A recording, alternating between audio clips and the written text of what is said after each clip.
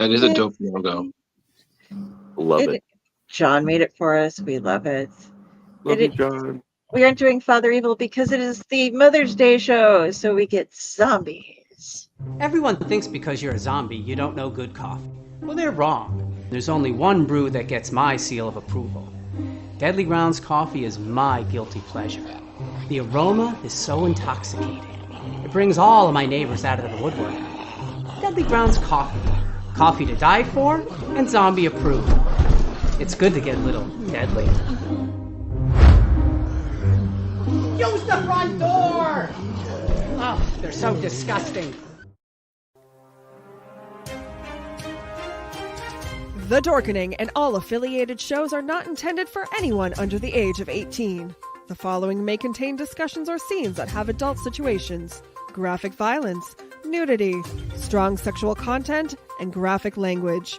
This show is intended for mature audiences only. Viewer discretion is advised.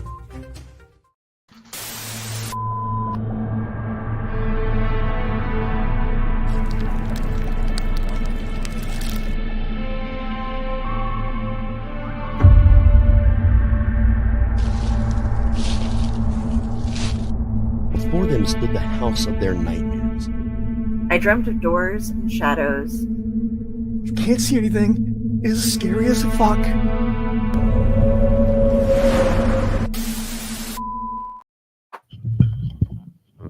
Hey, everybody. Welcome Hey. to another episode of Owl Light Society on our Thank Cthulhu It Is Sunday lineup. We here at the Owl Light are here to say Happy Mother's Day to everybody out there, and tonight's theme is going to be mothers. Imagine that. Yeah. And Yay. I'm drinking. So, yay! Did anybody let Danzig know? 'Cause he likes to sing about mothers. Mother. Thank you. Well, we didn't listen, so Give me some sorry, Danzig. Danzig. If we didn't have copyright issues, that definitely would have been played. Well, yeah. That's the 'cause opening the- for us. well, Verity. yeah. That's okay. I can sing it for you, and then we won't be copyright issued. Yeah, it's all good. So again, as I said before the show, happy Mother's Day to the mothers watching and the mothers that are here. And I don't know. And then there's us guys. So we appreciate the moms, of all kinds, and not just moms, maternal figures. They all Yeah. get the credit. Grandmas and sisters and all other manifestations of motherhood. So to all of you, by God, I hope you got like a spa day or something. Or if not a spa day, like a really good drink and probably a decent meal, at least a 3-star restaurant. My wife got a grill because that's what she wanted, was a big old barrel style Texas grill. There you go. See? It's very simple. She got that. My mom got flowers and Carrie got a fantastic deal on Coke Zero. Boom. Everybody wins. Does Waffle House Right. count? Yes. Every day. My sister. Yeah. Oh, my Mhm. sister every year her mother-in-law comes in and plants her flower beds for her. And it's an ongoing joke that every year she kills all of the flowers. She just cannot keep them alive. So she gets a brand new set of flowers every time. And this year Donnell showed up and put in fake ones. Very, very, very realistic looking fake ones. And then mom brought a hanging plant to put over on the side that's a real plant. But so she installed her fake flowers so she would stop killing everything. That is epic. Yeah. That is quite epic. I believe they call that maintaining the lie. Yeah. Yeah. It's the Santa Claus of your garden. Oh no, that's exactly what it is. You keep watering it, just take good care of it and sing to it. It's going to continue to grow. Those plants are fake, right? No, they're not. My love isn't fake, so clearly they're growing. They have not grown a single inch since we planted them. Yet they're still alive. Yeah, I'd push them farther down into the ground than ever so often when no one was paying attention, like raise the level, just to trick people to believe that they were growing. Just a little bit. Yeah. So, I might go Just double up on slowly. some of them and make them thicker, so Yeah. Once in a while.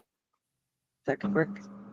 That'd be epic. Oh, So how's or or you can move them and then act like, no, you planted it over here. Like, I'm losing my mind. I was like, slowly driving mom crazy.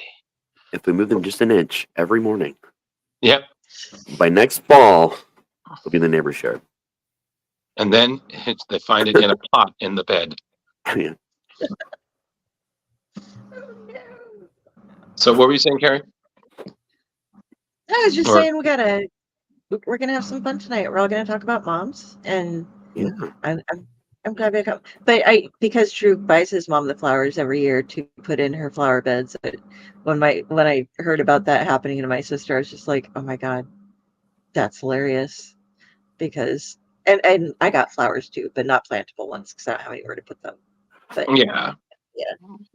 Listen, we're about consistency in my family. If I know somebody, if that's something I know that they like, I see no reason to change course. I was like, this is something to look forward to, something you like.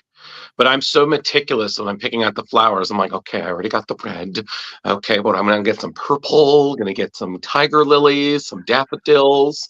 I'm just gonna make this pop. And I'm just like, why am I like this? And I'm just sitting there muttering to myself, and then I just think, man, and everyone else at the nursery are doing the same goddamn thing. So I'm just like, I could just see everyone's like, okay, we're gonna get this and that. Although, side note, for any moms who are gardening, don't ever buy and plant petunias because they come with worms that will kill the plant and then try to get the rest of your garden. So spoiler alert there. Begonias, yay. Petunia, nay. Horses eat hay. Rhymes. You're welcome, everyone. So, also, I feel like we should also give credit to some of the great horror moms. And the one that always comes to mind to me is the best horror mom of all, Pamela Voorhees. Got to give credit. She loved her little boy so much, she killed people for it. And so I know this because somebody sent me a really rough drawing of Pamela hugging her boy, and I'm just like, she really did love him. I was like, even though he was like, whoa. I can only think of one mom that could be better, or at least is equal, and that's going to be Norma Louise Bates, because a boy's best friend is his mother. That is, that I was going to say, I think they might be tied. Yeah. Except Norman is just a little under, because while Jason killed for mommy, Norman killed mommy and then became mommy. So there's a little there was a whole thing going on. Yeah. We can't forget Mother Firefly. Oh, and also, I feel like we should give an honorary mention from SNL, because Famous Mothers, today was his day. Yeah. And it's because someone sent me that meme, and I have not stopped thinking, just Famous Mothers, the day is mine. I used to love those kids so much, man. Oh, so good. But, moms, and I need to also say another thing. We also acknowledge that for some people who perhaps lost their mother or maternal, that today might be a difficult day. So we, of course, sympathize. And if today is a day that you're like, nope, I was like, nope, totally understand and respect. The same way that even though I don't get it, that some people are like, nay to Christmas, I'm like, that's fine. You're entitled to your opinion, even if I feel it's wrong. That's you, man. And Raz, we've talked about this, because I am the spirit of Christmas and you are the spirit of Scrooge. So it's fine because you explained your reasoning. So I was like, you are allowed, you blood-soaked Grinch. See, I feel like I am more the Grinch, though, because there is that opportunity that someone could have to change my mind. Like, I leave my mind open about it. I don't like it, but if something were to like really make my heart grow 3 sizes larger that day on Christmas, it could maybe happen one day.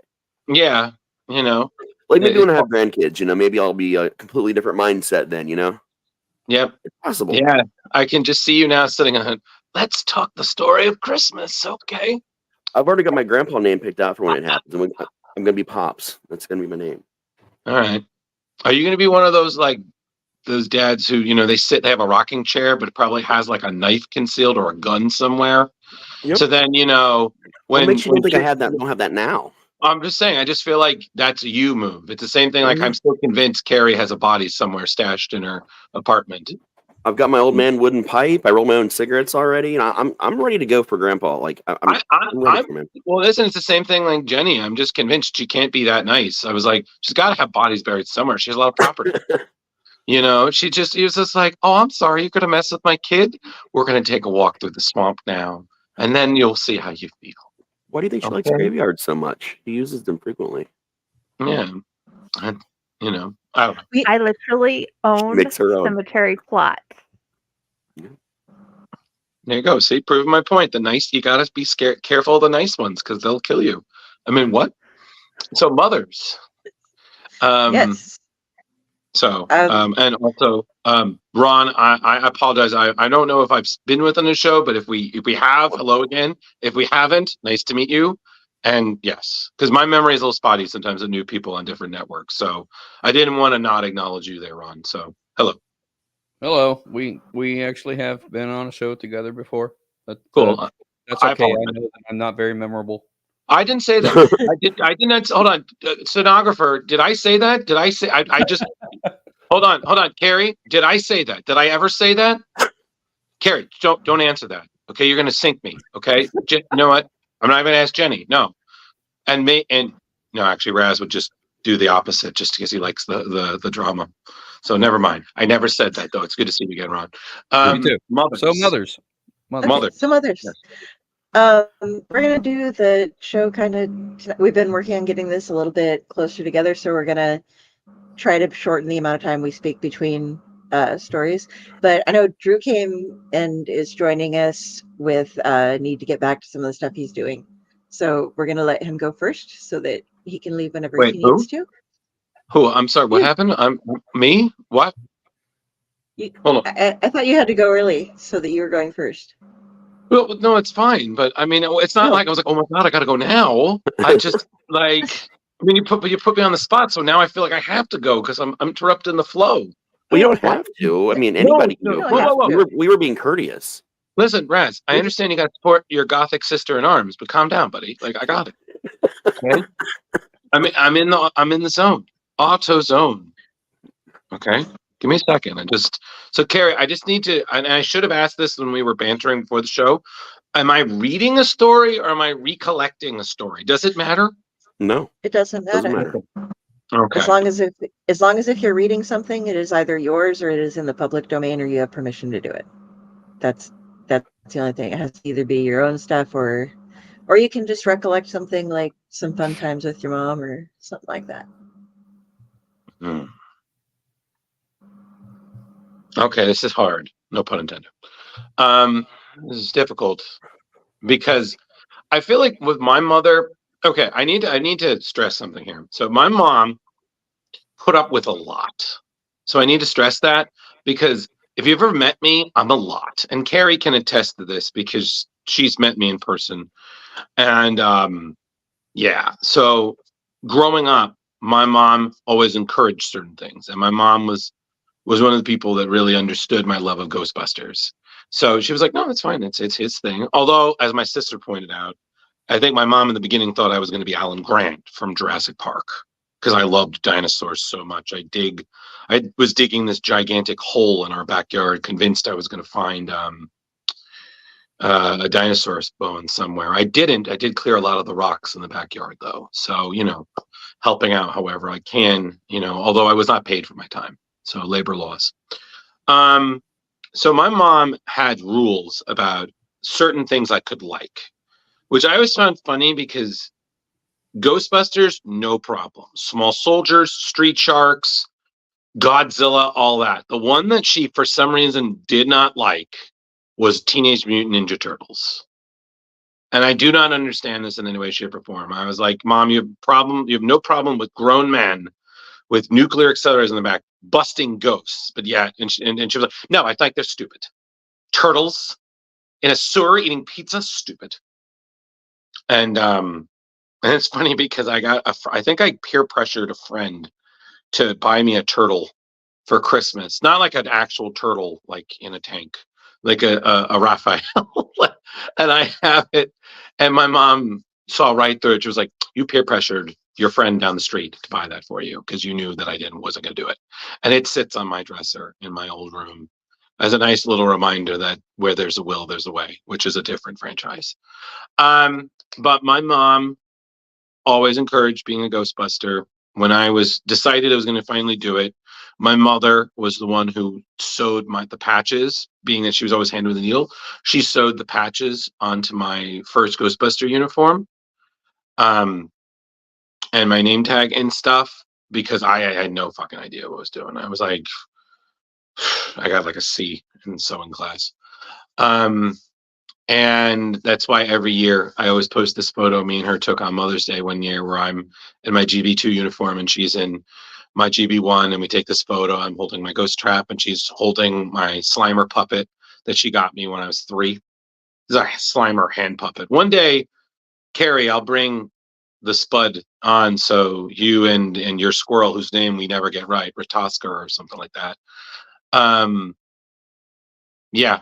And yeah, I love my mom, and I've always credited that, while I may be a Ghostbuster, behind every great Ghostbuster, there's definitely a mom that was like, yeah, it could have been worse. And end story. Nice. Thank you. End story. I just didn't want to look at me anymore. I'm good. I look at me every time I look in the mirror, and I'm like still not impressed. Did I say, Carrie? Do we ever say it right, or are we always saying it wrong? Ratatosker. Okay, you know what? Listen, good for you. You work with her It's so Norse much. mythology, man. I understand that, okay, but there's a lot of mythologies and a lot of names and pronunciations, okay? Can't remember everybody. It's a crowded multiverse, Raz. Jesus. I read across that picture on your feed earlier today. I absolutely fucking love it, man. Yeah, I know. That's Amazing. me. Yeah. That's me and my mom. I was trying to pull that up. That's why I was late on getting you back up. That's fine. Yeah. I mean, that's Gotta one of the grab reasons it, I say like about it. why Stranger Things hooked me so hard, because I remember being in elementary school and loving Ghostbusters in the 80s, and I wanted to go. I wanted to be Egon so fucking bad. That's who I wanted to be, was Egon. And my mom took an old pair of like my dad's coveralls, shortened them, and did all the patches, and I got to go to school and do the little school candy parade. And from the moment I saw the beginning of that season, I was just like, okay, this is my show. D&D and Ghostbusters, I'm in. Son of a bitch, I'm in. No, yeah. Exactly. So and it's funny because for years I keep trying to find something me and my dad can do, so I can have like an equivalent Father's Day picture. But I think the only thing my dad likes is the Mets, the Jets, and drinking beer. So I feel like what I'll probably do is because he has a mustache, I think I'll just get him a Scotty uniform and just yell at him, just like, we need more power. All right, Captain, I'm giving her all she's got. She's up to bring. Just so then we can do that. But no. So moms, the right mom embraces her kid is fucking weird, and just helps them be the weirdest, greatest kid in the world. And yeah, that's why we love our parents, and we applaud them because they were the first ones who said, you're not that weird, could be worse. So that's my mom's story. I don't know, who's someone else, please. I can go next. Ready? I'm fine with that. Yeah, I can go. Okay. There we go. So I don't talk a lot about my mom too much on the show. No particular reason why, just doesn't come often. So I'm going to take this opportunity to tell you a story. There's some fiction and there's some reality here, because that's how I, like to do my storytelling. What you have to understand is that my mom, you guys think I'm odd. I get all this from my mother. She taught me how to build my first severed head with special effects when I was 9. Like, I was raised into horror because that was her passion, and it became my passion. I became a haunter because my mom took me in my first haunt as an actor when I was 12. Like, all the things that I love and that are odd about me are things that my mother loved and, showed me appreciation for from a young age. But the one thing my mother struggled with was the love of animals, like family pets. And it wasn't that she didn't love them. It's just that sometimes we worry that she loved them to death, like Elmira from Tiny Toons to some degree. It started probably when I was about 8. We had It was one of these little talking birds. It wasn't like a parakeet. It was like it was similar to parakeet, but it had another name. I can't remember the name of it right now. But it was a little songbird. We have this thing. Everybody in the family loved it. Dad had to leave for a while to go, somewhere across the seas for work. And me and my sister, and my brother, we were going to get to see my grandma for a week. We come back, bird's dead.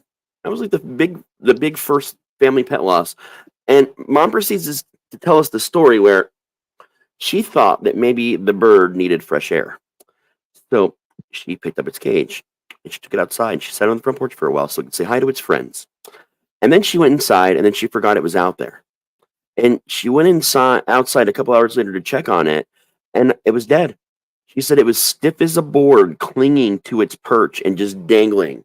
And the wind was just blowing the little swing across with the dead bird just upside down on it. That's kind of how it started. And this progresses into the time the hamsters got loose. And we spent 3 days tearing the house apart looking for 2 hamsters. And my mother gave one a heart attack because one was coming out from underneath the bed and I could see it. And all I could see was its eyes. I was like, oh my God, I see its eyes. It's freaking me out. Mom shows her face under the bed to see if it was under there and goes, I got you. And it just looks at her and it just literally, I watched it. It was getting up on its hind legs and it just fell over dead. It died of a heart attack. Dogs sometimes would mysteriously run away and it would be, oh, I opened up the back door to let some air in and I guess the dog's gone. I didn't realize it. That's happened a couple times. She once took one of my lizards on a walk because I had a leash for it. And the reason I had a leash for this iguana was for around the house because we had other animals and iguanas are very fast. And there's a special type of leash you can get for them in the home to make sure, if you have other animals to keep them safe and keep them getting away and, being in danger. She thought that this leash was so I could take the lizard on walks and was convinced that I was taking it out in public with a leash. I was not, by the way. I come home to find my iguana and my sister's iguana gone because she took them both out on the leashes and did not adjust them properly and they escaped. There was the time my sister's guinea pig exploded. That was another one of those weird stories where we came back and Mom said, I was giving the guinea pig the bath like I always do. And I don't really understand how this happened because science does not. It doesn't make a lot of sense. But she needed to dry it quick and the hairdryer broke. So she put it on this little pedestal thing, right? And she opened the microwave and she just turned the microwave on so the air from the microwave would come out. Because it was one of the old fucking microwaves that would run whether the door was open or not. And she was drying the guinea pig. And according to her, it exploded. I doubt it exploded. I think it just died and she made up a weird, funny story but I don't know why she thought the story of a guinea pig exploding would be less terrifying than, the guinea pig just dying. But that's my mom for you. And then there was the time we had the hedgehogs. We were a hedgehog family for a while. And it was summertime. Everybody's out on vacations. Mom's like, I'm going to take care of the hedgehogs. And I'm like, Mom, I got somebody that can come over. We're fine. I leave. She calls the friend and says, don't worry about it. I got it. Unbeknownst to me. I come back. Oh, I'm sorry. All 3 of the hedgehogs are dead. Well, how the fuck did that happen? Well, it was really hot outside. And I know that they were probably okay, but I picked up all the cages and I put them over the AC vent. And I think they died because they got too cold and they got sick. I'm just like, okay. This is like ages 8 to 15, so 7 years of my life, pretty much. Like this, all these dead animals, and we had a graveyard. We had a small one in the house I grew up in, but a pretty sizable one where she lives now. But the one where we used to live is where I want to actually start this story now that I've taken way too long to set it up. So that's all set up. Yeah, this was the setup. So we probably got at this point in time only about 10 dead family pets in the backyard of the house I grew up in. And I told you guys a lot about this house. This is the one that was terribly haunted and a lot of terrible things happened in this house. One night, as usual, my dad's overseas and it's just me, my mom, my sister, my brother. We pitch blankets on the floor, pillows, little horror marathon. We're chilling out. We hear these little scratches coming from the front door. So whatever, that's probably just a neighborhood cat or a skunk or something like that. We don't give a shit. Not worried about it. couple minutes later, we hear it, but it's louder, and it's multiple scratches. And Mom goes, kind of opens the front door, looks at the screen door, and she slams it real quick. And we're like, what's going on? She's like, oh, don't worry about it. Just neighbor cats. But she's acting real weird, and we're like, okay. So, we turned back to the movie we were watching. I'm pretty sure it was Ghoulies. And so we're just hanging out watching this movie, and we're enjoying ourselves. Halfway through the movie, the scratches, but they're coming out from the back door, the part of the house we don't go to because that's where the fucked up laundry room is that we're all terrified of it. So she goes over there. More scratches, except for this is like a metal outside door, so like aluminum, so you can really hear like the skirt. She comes running back in the living room, sits down real quick. What's going on, Mom? It's just those neighbor cats again. Don't worry about it. But she's just nervous. Like she looks like she's sweating a little bit. Like she's, her eyes are darting around to windows, to doors, hallways. She's acting real off. At this point in time, we hadn't seen the shadow people. We hadn't seen any of the weirder shit or the dangerous shit that happened there in a couple weeks. We were almost lulled into this false sense of security that we were safe now, and nothing bad was going to continue to happen. So, movie's over. We're about to start another one. We decided we were going to watch Toxic Avenger 2. So, we get that rolling. And then the window down the hallway from my sister's room, you hear against the glass, like a lot of it. And my mom's like, don't worry about it, I got it. And I'm like, no. Because at this point in time, I want to know what the fuck's going on, and I'm the smallest and the youngest, so I dart in front of her, run back to the room, look at, just really like pull open the drapes and look out, and there is a dead cat, a dead bird, literally perched at the windowsill, and I look out. There's 2 dead hedgehogs there. I can't even tell what some of these things are. One looked like a reptile, and they're just at either the ledge or on the ground because it's just a one-story house. There's no multiple stories here, so you can literally just open the window and pop out, and you're outside, like standing on the ground.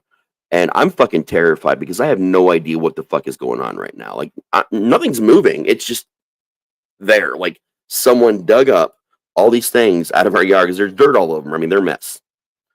It looked like someone just dug them all up and just placed them there. And was making sounds to get us to come and see what the fuck was going on. That's the only thing that made sense to I think at the time I was 10. My 10-year-old brain was just like, what the fuck? My mom, pushes me aside, closes the drapes, and says, get the fuck back in the living room. So I run back in the living room, I sit down, my sister and brother are freaking out, what's going on? I'm starting to tell them, my mom's like, no. It was nothing, it's just somebody playing a prank, don't worry about it.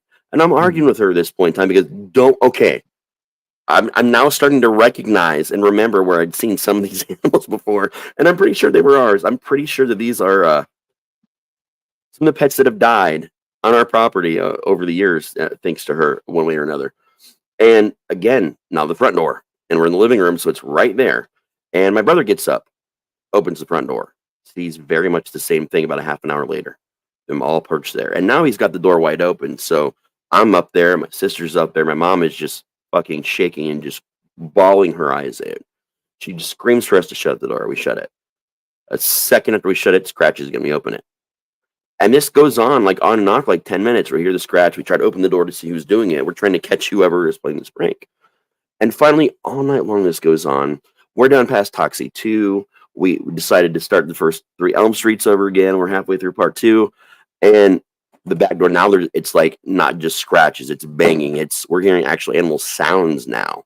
So we rush to the door. We can hang over by the creepy ass laundry room, throw it open, and we run out, or we start to run out. These animals are now moving, just not quickly, just like they're actually moving. Like we caught them in act of one of the cats like actually scratching at this door, or appearing as if it was trying to scratch at the door. And the dogs are closer. All the animals are literally right on this stoop, like right at the fucking door. Like they're just going to take off into the fucking house. So we all start screaming, losing our minds. We slam the aluminum door so hard, we actually broke one of the hinges. We shut the window door on the inside, locked it, went to every window, every door, locked, bolted, every drape closed. We stopped playing any of the fucking movies, and we just all gathered back in the living room and sat there together all fucking night, where ever so often you hear those scratches on glass, scratches across the aluminum, the banging on shit all night until morning. By the time morning came along, it was quiet. We all got up, We looked out all the windows. We looked from the doors. We didn't see anything. And I decided we needed to check the yard because I was convinced that these were our animals. And I went back there, and sure enough, every single one of our little animals in our pet cemetery were all dug up. And this would have been the summer right before we moved, because we moved in the fall. So like, the summer right before everything happened that made us move. Never saw any one of those animals again the rest of my life, thankfully. But it was pretty terrifying. And that's the story. Good Lord. And Carrie, you made me go first? God damn. I mean, I even put it in the chat. This is like Pet Cemetery meets Dr. Dolittle meets Night of the Living Dead. Like Raz, that's like it's like as you're talking it, I'm seeing this like in my head, and I'm just like, good Lord. I appreciate it, man. That means a lot to me. I've practiced the art of storytelling very, very, very long time. No, you did it. No, I was like literally seeing it. Especially it helps because then I know every movie you were watching. So I'm just and then just hear the scratching, and I'm just seeing them, and I'm just like, oh God, just spectral Pet Cemetery parade over here. Yeah, she continued to kill pets long into my early adulthood, and when I moved out. So that's she never seems to have a pet of her own long, and does not get left with other people's pets for long without other people also coming to check in. She's the Auntie Doolittle. Yeah, and I mean, she truly does love animals, like legitimately loves fucking animals. It just something always happens, like the guinea pig just explodes, the bird just dies in its perch and swings for eternity. I mean, I don't know what's going on. Yeah, it's just random. She's Elmira. Wow. My favorite is the hamster heart attack. That's just precious. If I hadn't been there for that, I would have not believed that a hamster could have died that way. I mean, I was torn between like it was my hamster too, my beloved hamster dying, and the fact of how it happened was just, I was crying while I was laughing at the same time, with my head half underneath the bed because I couldn't even move. No, I know of a story involving a hamster dying that's far more traumatic. I will tell you, this was only told to me once, but it was so horrifying that to me, and it happened. This didn't happen to me. This is someone I know while they were babysitting. They were this friend of mine who was babysitting two kids, and they had one of those like tube things that you could put butterflies.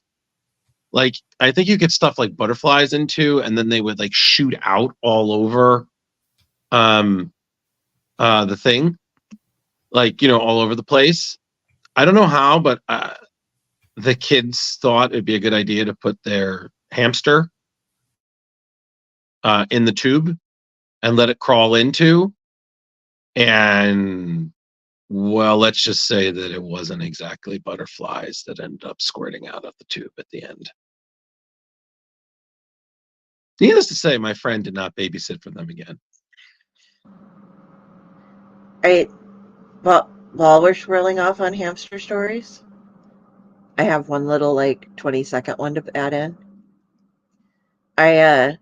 My SO at the time was part of a band, and every time whenever they'd do a gig, when we'd get off, we would go over to the one couple's house, and they'd do like paying everybody off and talking about what they needed to improve from their set and everything, and we'd all have a couple drinks. And they had a hamster that they kept in a hamster that they'd let play in a ball when people were over. Well, something that the drummer needed to get that night, and it was his house, was in his basement, and their basement was through a door that opened this way from the floor in their kitchen. And he forgot to close it before he put the hamster ball going. So you can hear this hamster, like before he went down there, it kept running into balls. You're like scuttle, scuttle, scuttle, thump, scuttle, scuttle, scuttle, thump. And it'd come into the room, and then it'd go back out into the kitchen again, and he left it open, and all of a sudden it's just like scuttle, scuttle, thump, thump, thump, thump, thump, thump, thump, thump, thump. But the hamster was okay. It was just a little dazed. So okay, cool. Yeah, because I was like, please tell me that, like, I can't take any more pet tragedy right now. Like, Raz's Pet Cemetery's zombies. Just like I swear to God, Raz, you and Leo Pond need to just get together and just create your own comic book, like Tales of the Country. You know, our childhood was more goofed than you realize. Like, because you guys tell me these things, and then I suddenly realized that my childhood was like really great because it didn't have like snake wells or zombie pets. I was in a Or- city. What I happened? mean, it's a smallish town, but it was still in a city environment. Yeah, I know, but that doesn't matter. Well, Point- that point stuff was being is- anyway. the point being is, and it's also funny because I have family that live like in Pennsylvania, and that was the only time I ever learned of spookier things. Like I was like, oh yes, we have ghosts in the family. Like I was like, okay. Like, and I think, oh no, Westchester we don't have ghosts, and I was like, little did I know. So you guys just said these things, and I was like, I went to the Bronx Zoo once. Like I feel like I just don't have good stories. And you guys like, yeah, we did this and this and this. But you see, Raz, when you tell the stories, I'm not full of as much fake rage as whenever Leo tells a story from his childhood. And Carrie can attest to that. Like I just try shutting that down so hard. I've seen. Like I'm just like, Leo, for the love of God, we don't need to hear any more about redneck, horror hell house. Okay. It was like, oh yeah, you could when you come to Rivercon, you want to sleep over. I'm like, I will fucking murder you. Like he's like, oh yeah, come on in. You can get the snakes. I'll just let you sleep, and we'll just leave 2 hatchets there. I was like, Leo, I want to make this very clear. If I wake up and there is anything really creepy crawly in my sleeping bag, I will go so Liam Neeson on you. They will never find what's left. With your specific set of skills. This was an offer. There's a standing offer because he owns the property for any of us to stay at the snake house. I want to. I actually want to. No, you can have the hatchet house. Okay, I don't want it. I've changed will travel. And the worst thing is, as I know him, he's going to over exaggerate the spider problem, and I'm going to wake up and I'm like, Leo, I'm going to be very honest. If I wake up and there's a tarantula on my face, I will scream so hard, I will kill it, and then I'll turn that boot on you. I'll just put it in my pocket. I'm cool. I like tarantulas. I had a zombie elephant. Oh, cool. Nice. That's cool. I bet it died. I'm part of a group of I've killed Stefan Lear, and I've killed him 3 times in books now. So I bet. No, Carrie, you got to be careful killing an elephant because if it comes back as a zombie, it remembers. They hold grudges. Mm-hmm. That's why you never fucked with Horton. He was an elephant man. Mm-hmm. He remembered everyone. Didn't matter who they were. Hey, I'm done. Oh, okay. All right. So I'm gonna go next. I think Carrie, my proverbial pumpkin is done. So I'm gonna leave. So see you later, man. I just wanted to say to all of you, thank you for having me briefly. It was very nice for the 38 minutes I had the energy for. Jenny, I'm sure your story is lovely. Whatever momly story you're gonna tell, and Ron, I'm sure everything you're gonna say is gonna be great too. So good on you. To be seen, but I'll do my best. Yeah, and replay. And Raz, I don't know how much of your story was true or not, but thank you. You're welcome, sir. And Carrie, I don't know. Whatever it is, I know Mom Belina did you well. Okay. Yes, you did. Yeah, just briefly, everybody. Carrie being the size that she is, it's like, oh, my mom's short. I'm like, how? Do you carry her in a pocket like a borrower? And that's just the joke. Like a borrower. Holy shit. Yeah, because she's like, oh, she's smaller than I am. How? I haven't thought about the borrowers in forever. This is what I'm saying. Like, I thought she was like the borrowers. I was like, is her background from a little island called Lilliput? Like, is she on that Gulliver Travels level? Like, so now I just Mom Belina, but every time I call that, like, you cannot tell your mom because I'm terrified. Right okay, I'm gonna go. She actually watches these sometimes. You know what? I'm gonna go. I was never here. Thanks, Drew. I found out there were 6 books to the borrowers. Yeah. I'd forgotten about the borrowers until you mentioned. I'm like, oh fuck yeah! Now I'm getting these like flashbacks of the borrowers in my head. Oh, they didn't kill the elephant. Okay, we just kill you in other ways. I thought about killing him in that story I just sent him recently. I'm like, no, that'd be too easy. So I'm actually crafting a much larger way to murder him, like more spectacularly at the moment. Stefan, I have just discovered an anthology that you need to make, which is The Many Deaths of Stefan Lear. That would be epic. Just throwing it out there. You get everybody. But yeah. Okay. Oh, I was going to go next, wasn't I? Mm-hmm. Okay. Boom. Hi, everybody. Okay, so when your mom is a nurse, this is what I was going to write a story instead, and then I decided I will just tie together a bunch of little stories that kind of explain things like when your mom is a nurse. And my mom was a nurse, and she was potentially go further with it. She did go into healthcare management eventually, but anyway, that's not anything. Sorry. Beer. But mom, when we were little, most mothers don't walk around with a specific gauge of surgical needle in their purse just in case they have to perform an emergency tracheotomy on somebody. But my mom did. We grew up thinking that discussing surgery and or bodily things or whatever was like just grotesque stuff at the dinner table was an absolutely normal thing to do. Because if we'd ever sit down and be at like picnics and stuff for the company where all the nurses are sitting together, they all just talk about random gross things. So we build up kind of a tolerance to that sort of thing. You learn stuff, but the mom's always good at really checking on things, but she would get random phone calls as well. Like one of her friends called one time for Thanksgiving and was like, Jenny dropped a frozen turkey on her foot. Do you think it's broken? Should we have somebody look at that? And mom was like, well, how big was the turkey? Well, 14 pounds. It's like, yeah, you should probably have somebody look at that. But people would call her rather than driving the like 10 miles to or 15 miles to the hospital and such. But she knew how to do everything. And I learned how to tape up my toes because I'm a klutz when I was very young and I just keep cloth tape around here. And the problem with it is that mom was also an encourager and also had me reading. So Karma now gets the downside of everything by having an author in the family who writes a lot of horror and has to well, I don't have to, and I've learned better now, but she spent years putting up with questions from me coming in like, okay, if somebody was tied down in a bed in filth, how long would it take if wounds caused by this for sepsis to incur within them? And I would just get these, what the fuck? Why are you asking me this? I don't know.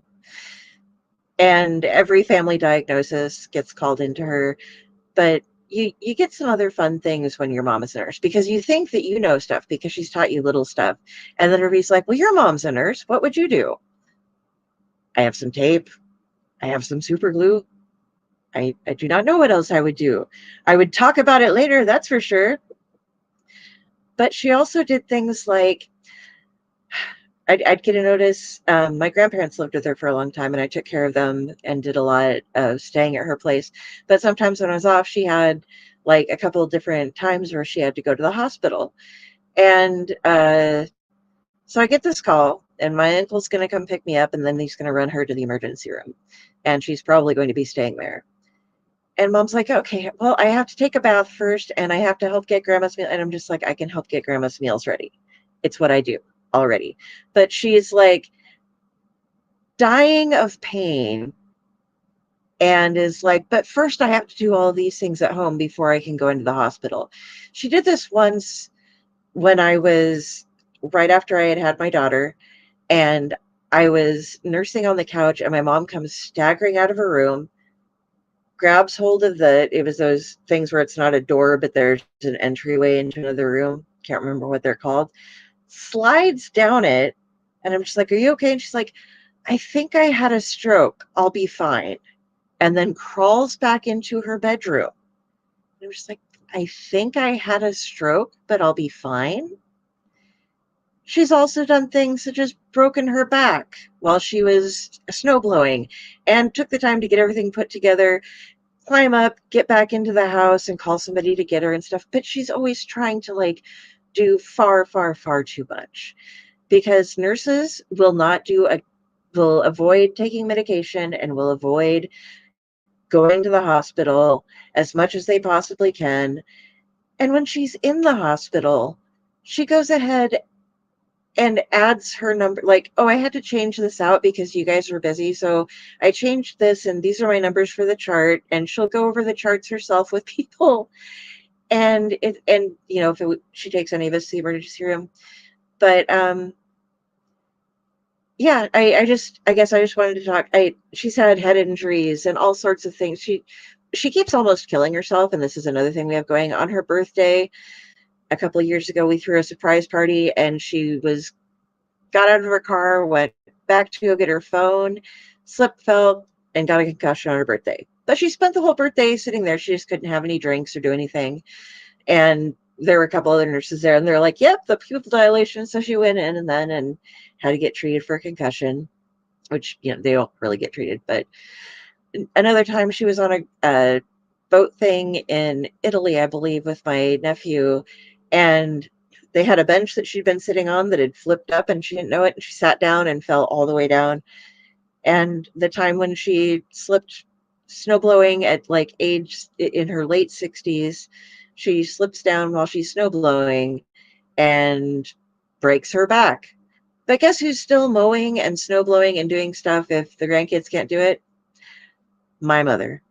She is tough as nails, and she has to put up with a lot of shit from having a horror writer for a daughter. But it's been fun having her as a mother. I love everything. We weren't allowed to ride on motorcycles or do other things because she'd seen too many head injuries in the ER. So we got warned against doing a lot of things and got in trouble, in particular if we did stuff. But if any of you have a mother who's a nurse, I think you'll understand what I'm saying. Because, damn, it's an interesting life that I did not realize other people didn't understand until I grew up. So that's my story about my mom. Love you, Mom. I've got a mother-in-law that's a nurse, and she is epic. And she also decided one day that she wanted to be Jason and Michael's mother. So that is what she became. Raz, you're still muted. I'm not used to always like muting during shows, but I always mute when we're telling stories. It's like the respect thing, and then I forget that I've done it. So thank you. No, I love you. I love moms. Every morning pancakes. Everybody else loves their mom once a year. I love all the moms every day. Oh, I love mine like It's important. 365. And my mother-in-law. Yes, you love yours 365. I love all the moms 365. It's important. People like me got to get out there. We got to earn them pancakes. Just don't call Mom Mombalina to her face. Drill gets smacked. I would never do that. I adore your mother and also simultaneously fear your mother, and I do not need karma delivered upon me. I know better. Yes, he had me ask her how the Lollipop Guild was once, and that was Oh, hell no. Okay. Hell no. I just want to point out to everybody, we didn't get a chance to say it earlier. All of our shows on the network, not only do we have Deadly Grounds Coffee as a wonderful sponsor, we are also sponsored by Wicked FX. We absolutely love those guys. They're making some stuff for us right now that we're going to be able to show you guys here in the near future. We're super fucking excited about it too, man. But yeah, we definitely love you, Matt and Wendy. Guys, go check out Wicked FX. We usually throw their link up pretty much everywhere, and we're going to actually have their ads up here in the next week or so as well. We're moving into an hour. Do you want to play the ads before we move on to the next story? That would depend, because we're actually only at 49 minutes. So we have a little bit more time. We got time enough for like one more story. Do what? Martha's is like 10 minutes, so. Oh, yeah. Yeah, let's do Martha's. Okay. That'd be perfect. Okay. Okay, to lead in, Martha's my nursey mother-in-law She is a wonderful lady that has taught me so much, helped me through college, and I couldn't ask for a better mother-in-law, and I share everybody's books with her. So here you go.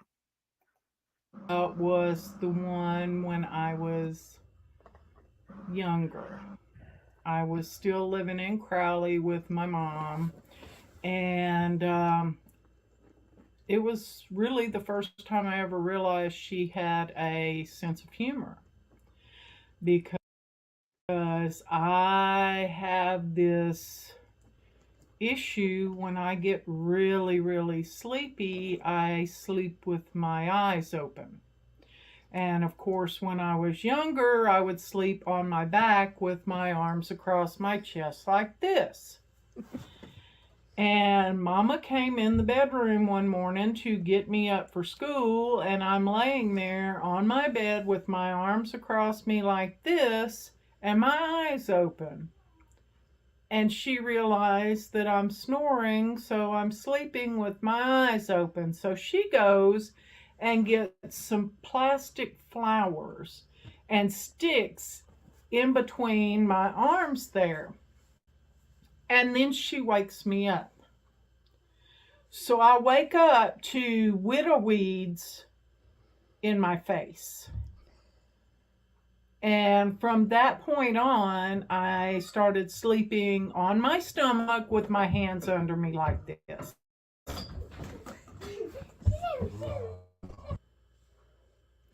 The other instance where I found out that my mother had a sense of humor, I heard this one from my dad. And they were still married at the time, and he was working evening tower on the oil rigs.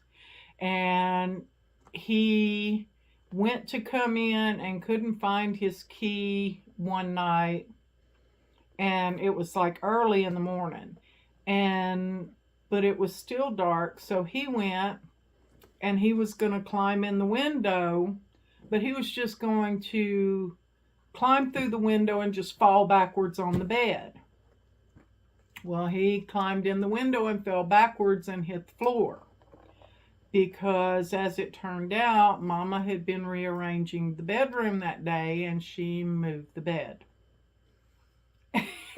And so, growing up, I never realized, my mom, I didn't realize she actually could have a sense of humor, but evidently she did.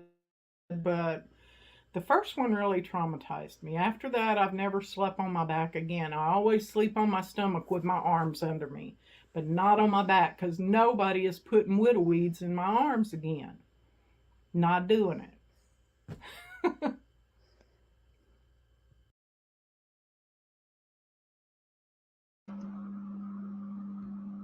Nice. That's awesome. Thank you so much, Martha. We appreciate you. Okay. Oh, we had Mike pop in for just a second. Hey, Mike. Hello. Hey, Mike. How you doing? We're doing good. Well, I'm about to die, by the way, because of my shoulder, but you guys know that. Oh, well, don't die. Pain. So, did we want to run ads now then? Shall we? Yeah, might be a good time. Ooh. Thank you, Mike. All right. Actually, Jenny, do you want to do them just because my computer was lagging the first set of ads and I couldn't get to them in time? That's why we had the little pop-ups go. Okay, I can do that. All right.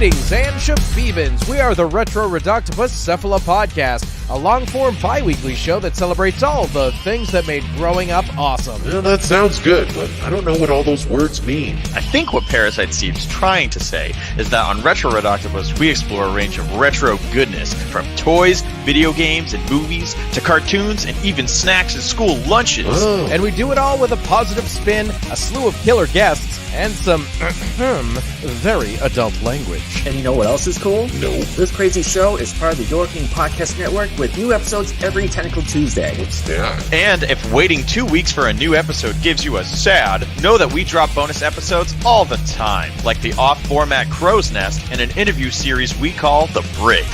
You can listen to Retro Reductopus on Apple Podcasts, Spotify, Stitcher, or any app that's cool enough to carry the only show that celebrates all the things that make growing up awesome.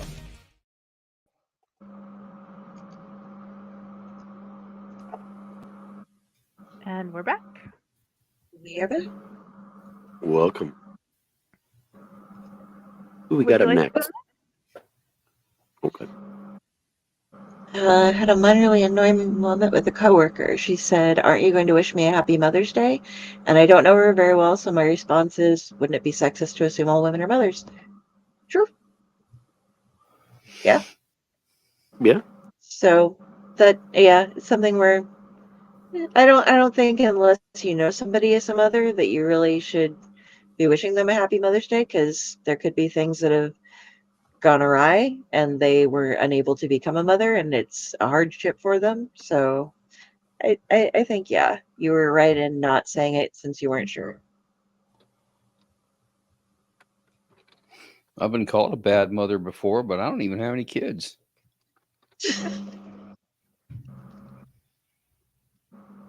I was a BAMF. So Exactly. Raz knows he was there. Yep. I was there. I was there. I remember. Okay, so on we go, telling tales about our mothers. Who would like to go next? Friday or Ron? Did you want to Knock go next? yourself out, Friday. Okay. That I can do. It's Friday on Sunday. Exactly.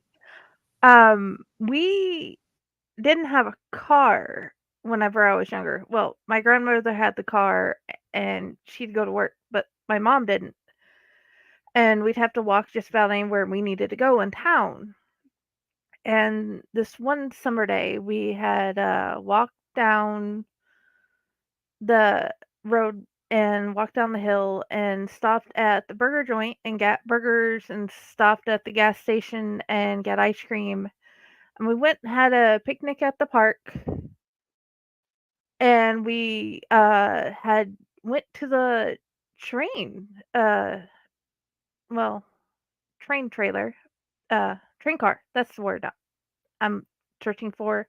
That was in the park, because we're a big train town in Sadie Daisy. There's always a train going by my house, it seems. And we checked that out. It was so cool. You got to see all the seats and how the doors worked. Because there, for the first little bit when I was younger, they'd let you go in and look around. And before we left, they'd ended up moved away from Sadie Daisy. They had locked the doors so nobody could get in. That didn't stop kids. But we'd go in and we'd look around and see how the train would work and talk about that. And she would help my sister play on the different little parts of the playground, because at that point she was really young. This was the early 90s. And the best part was being able to talk with her and spend time and talk about the different things we could do at the park, different things that we did at school, and it was always fun. She talked about the spirits that would walk around the tall pine trees at the park across from the kids park, where you just walk around or have a picnic, and what kudzu was and why it was everywhere. and she would just explain things. I think my favorite day, we had cookies and cream, ice cream, and we talked about why my friend died and how we could uh, get past it. And it was always fun. But I think my favorite part was whenever we would do races on the bike. We went to the top of the hill and we'd ride down it and see which one of us could go down fast enough. And she would always um, stand up and cheer for us.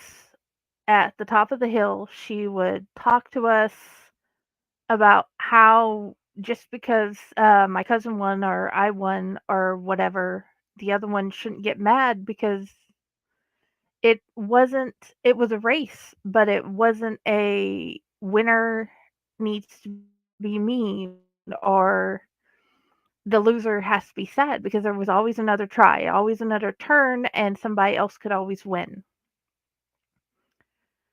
And I think what um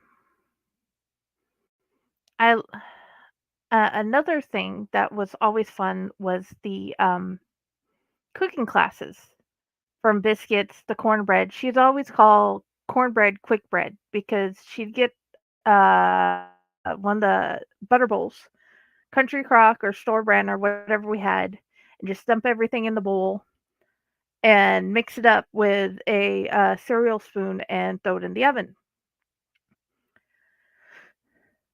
And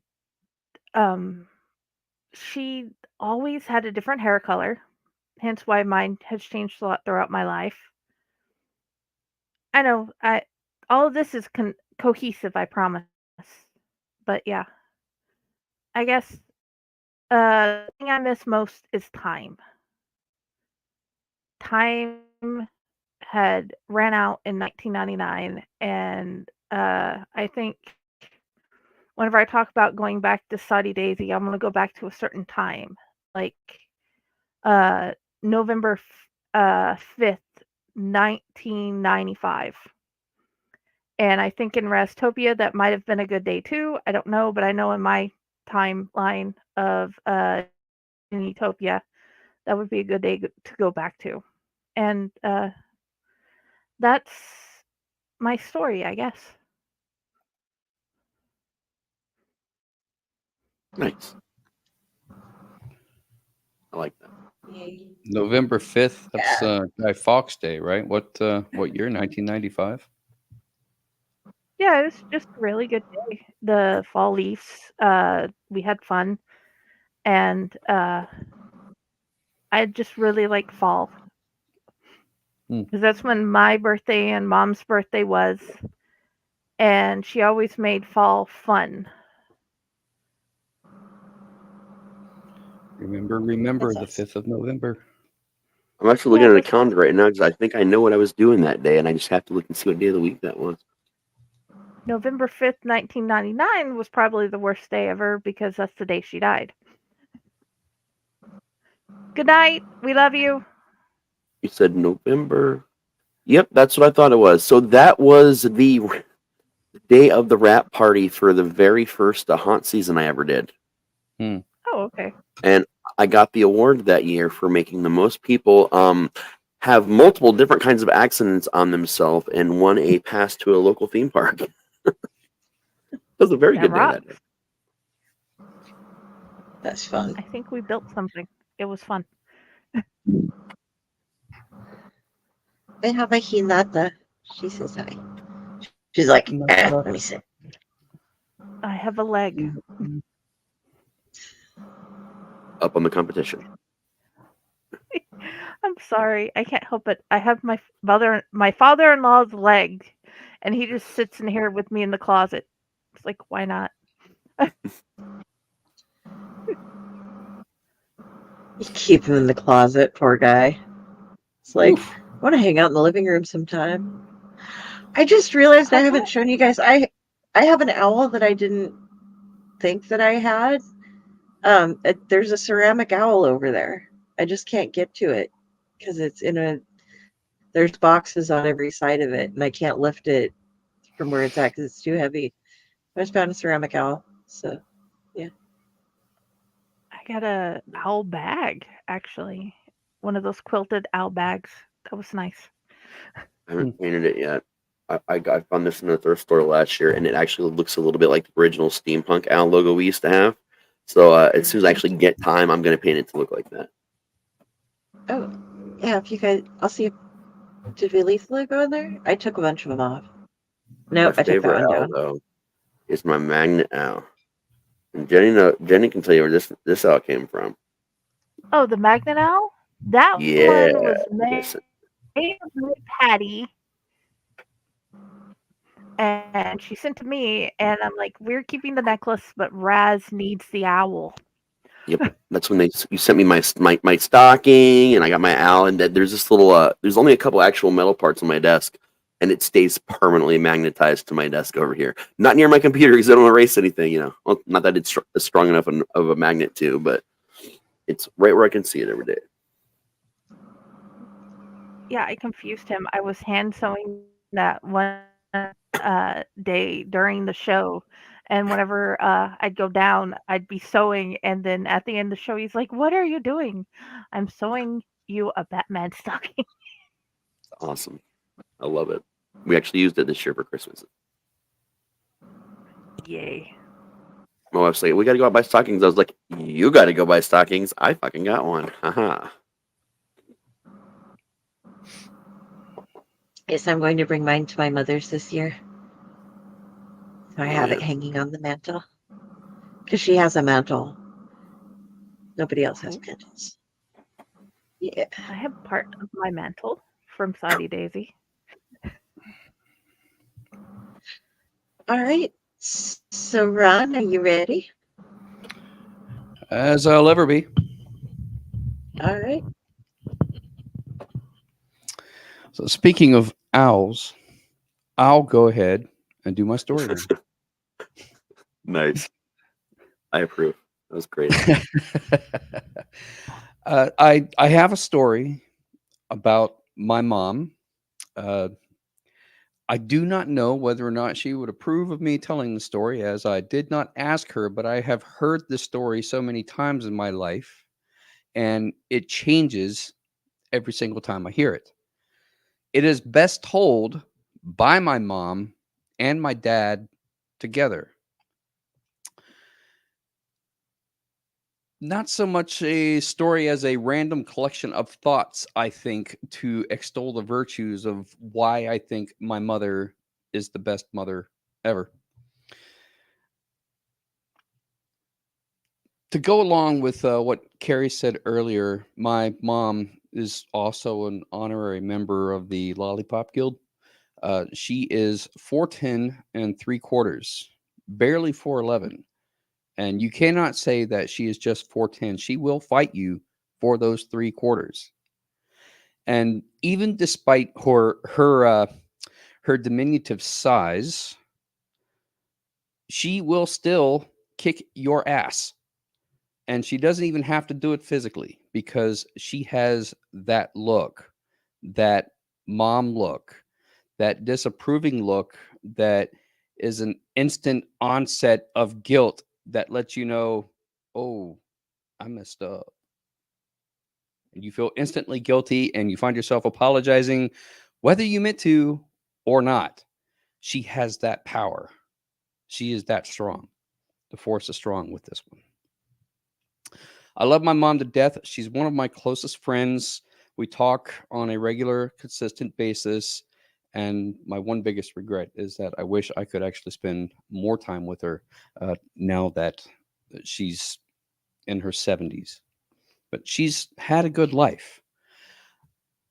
My parents have been married for nearly 56 years. I do not come from a broken family, and I did not realize how rare and how special that was until after I graduated college and I moved away from my hometown and I started seeing things in a different light. And I started seeing other people coming from broken families and talking about their parents being divorced or coming from abusive homes or being kicked out. I never had any of that. I was never exposed to any of that because I come from a very tight nuclear family. We have always gotten along, and my parents have always supported me in every endeavor I have ever chosen to do. Martial arts, academia, writing, you name it. My mom has always been there for me. One of my biggest champions. I'd like to think that my parents have such a good relationship with each other because they complement each other. My father knows how to make money. My mother knows how to spend it. And I know that sounds funny, but it's legitimately the truth. My father is an entrepreneur. He ran a business for the better part of 40 years. He's always made money. We've never suffered for needing money. Lights were always on. We always had food. We always had great Christmases. My mom, she knows how to shop. She knows how to find bargains. She knows how to find good deals. She knows how to save money, how to save for a rainy day. So it's like they're two superpowers and they complement each other. For a while when I was in college, I wondered why my parents were so compatible with each other. And for a little bit, I actually got into astrology. And I wondered if maybe astrology had something to do with it. And I looked at both the Western zodiac and also the Eastern zodiac to see if I could find any answers. And it turns out that they are compatible on both charts. My father is a Scorpio. My mother is Cancer. They're both water signs, and they complement each other. They were born 4 years apart. On the Eastern zodiac, my father was born in the year of the dog. My mother was born in the year of the tiger. They complement each other, even in Eastern zodiac. So I always thought that it was kismet. They were meant to be together, that they were perfect partners. Not to say that they've always had a perfect relationship, because just like any relationship, they go through problems, but they've always managed through communication to work everything out, and they have stayed together. My mom has always said the day that my father stops making her laugh is the day that she will leave him. And they've been married for 56 years. My parents are the cutest couple ever.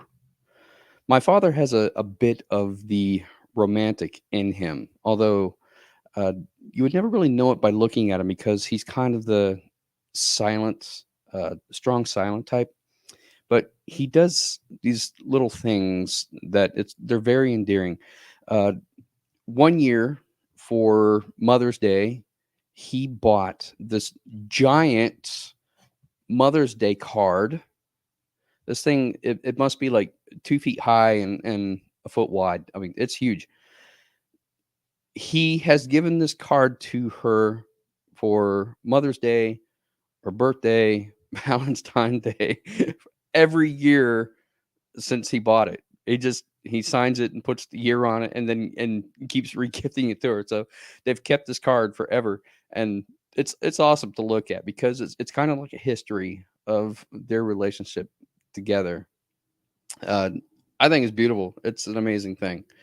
It's funny like that. And the story that my parents tell together, it's absolutely hilarious. They will have you rolling in tears by the time they finish telling the story.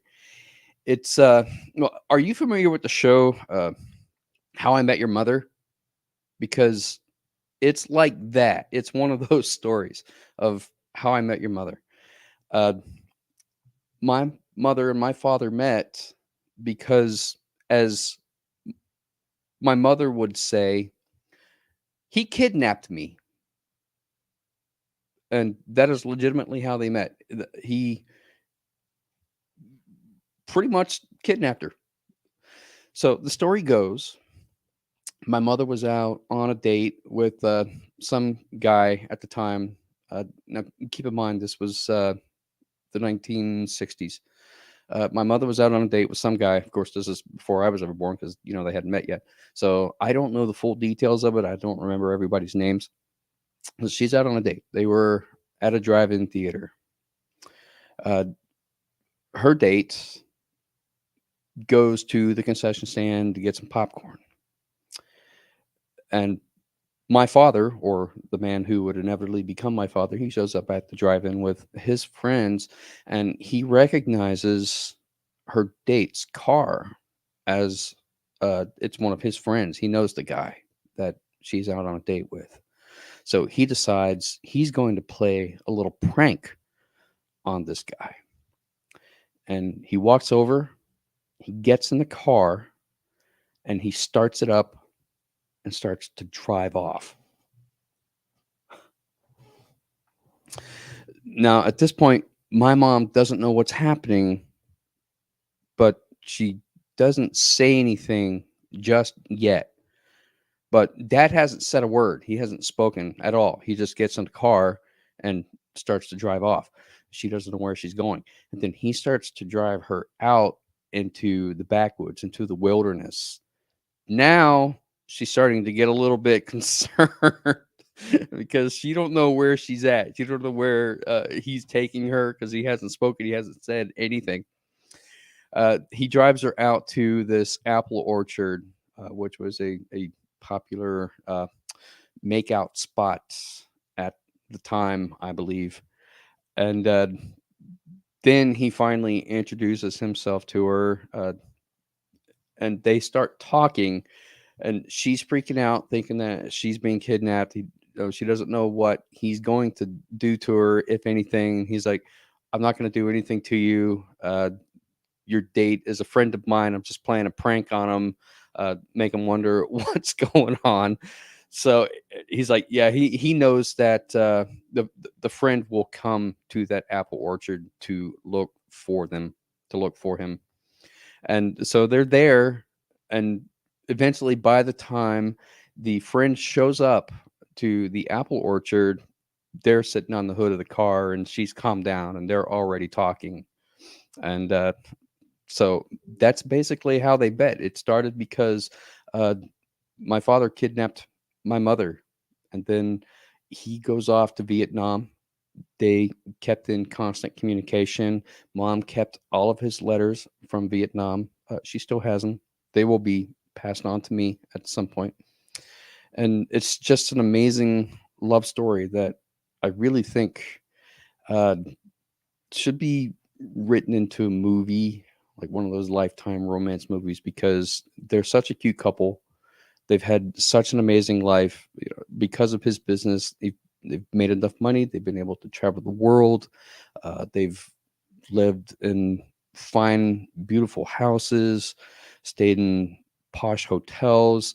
He really has treated her like his queen. And this is the standard by which I want to set my relationships, and I've never even come close to it. My father is a role model for what a good father, a hardworking person should be, and my mother is my best friend. She's a role model for what a good mom, supporting her household. And oh, by the way, she's also an amazing cook, and she can cook you anything. So she always, every time I go down to visit for Christmas, she's like, you cannot leave until you finish all this food in the fridge. It's always like this massive amount of food. Like, I'm never going to be able to eat. I'm like, Mom, I can't eat anymore. I can't eat anymore. She's like, take it with you on the plane. Take it home with you. So I love my mother to death. I love my parents to death. They are very great people. And really, if you ever get a chance to meet them, I think that you would agree, because I feel very blessed to have grown up in the household that I grew up in, because I view it like it was one of those 1980s family sitcoms where you have your drama, but there's always some kind of a comedic resolution and a lesson learned. And this is how I grew up in my life, and I love it. I wouldn't change it for the world. I'm very happy to have the mom that I have now. So happy Mother's Day to her. Thank you. I love that story. That's Yay. That Beautiful. have I ever told you the story of how my grandparents met on my mom's side? I don't know if you've been around for it or not, but my papa he fought in World War II. He was Navy and served a couple different tours, and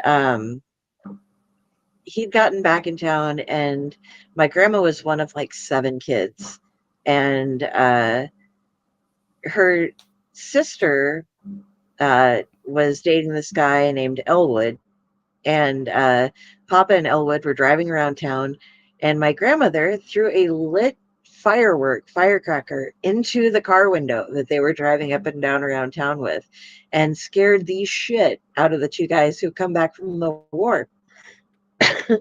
And they pull over the car, and Papa jumps out, and he's like, "Who is that ornery little shit?" And he's just like, "Oh," his friend Elwood is like, that's Janie's little sister." And after that, they got into a relationship and had a wonderful long marriage. I can't remember how far it'd be now, but they were married for like, I think 60 years before she went, something like that. So those, and I loved how he kidnapped her. That was awesome. My mom decided she was leaving. Decided what now? My mom decided she was leaving that day. So my dad had come to visit her at the family home that they had at that point. And she's like, "Okay, we need to go. I'm coming with you." He's like, "Okay." But he also knew there was going to be a fight if they wanted one, and he was ready to do so. So he checks in his jacket. He's fully loaded, ready to go, and she comes out with her clothes in grocery bags, what little she had, because they didn't have much. And she's like, "Okay, here, take these," and goes back in and grabs a couple more things. And he's like, "Okay," and he's watching, and her siblings are fine with it. And but he wasn't sure about my grandfather or anybody, and she just like, "Okay, I'm good to go." And they go, and she loads up in his car, and they leave. And it took them a little while to get to the point where they were okay with the idea that she's just like, "Okay, I'm gone." And then it was a few years later that they became on speaking terms with her and her mom and dad again. But that was like one of the most interesting stories I've ever heard about my mom being ready to go. Or my dad's like, "Okay, I'm good with this idea." But I know it worked out. I'm here now, and they were married until she died. That's awesome, man.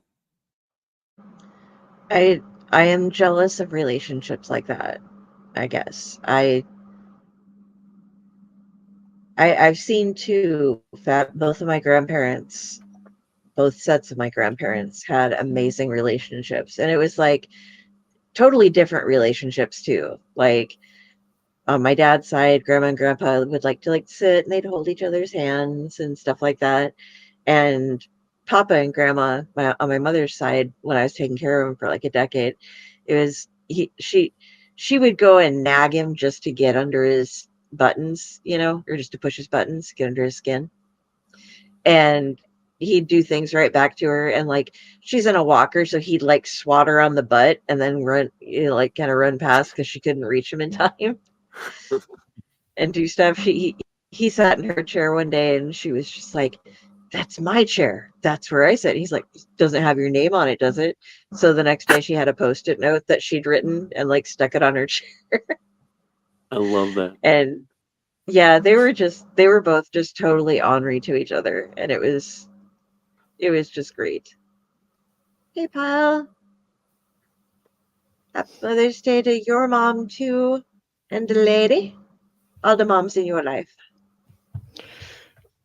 I did call my mom this morning for Mother's Day, but I didn't actually do anything special for her.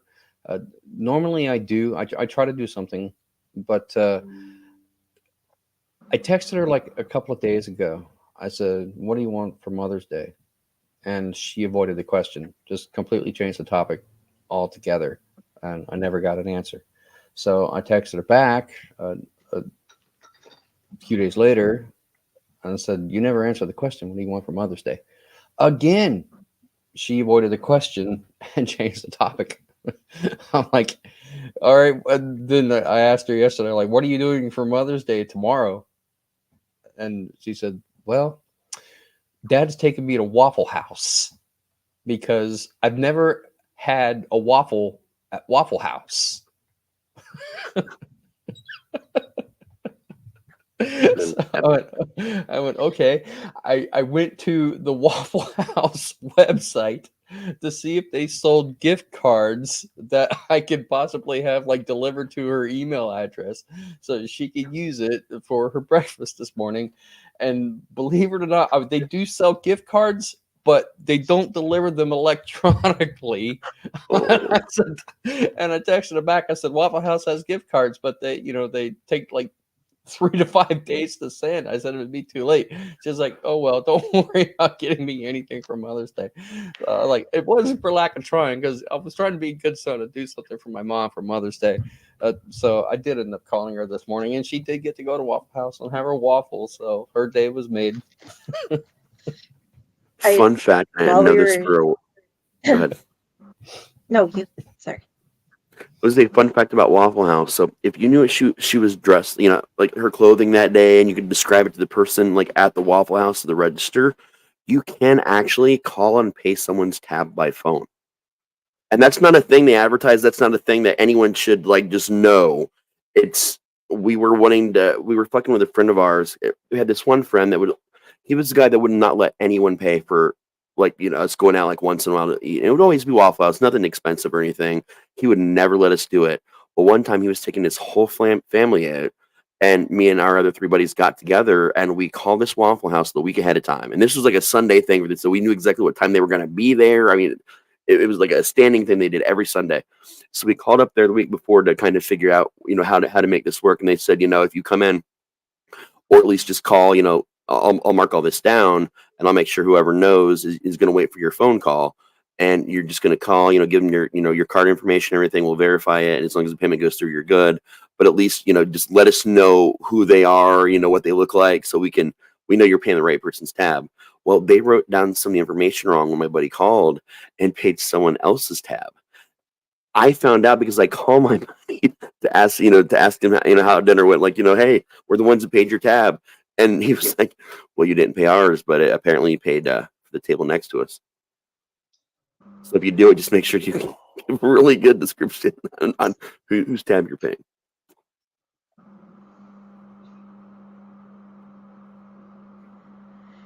I'll have to try a waffle. I've never had a waffle at a Waffle House.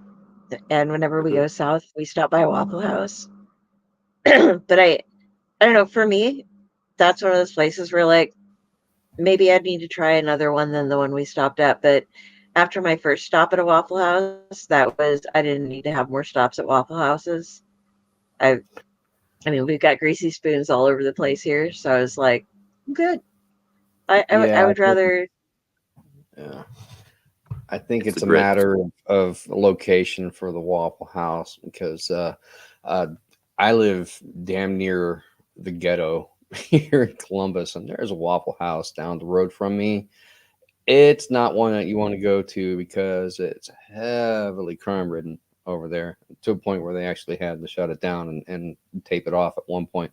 But my parents, they live in a ritzy part of Florida, have a Waffle House near their house, and I'm fairly certain it's going to be a little bit more upscale than the one that's down the road from me.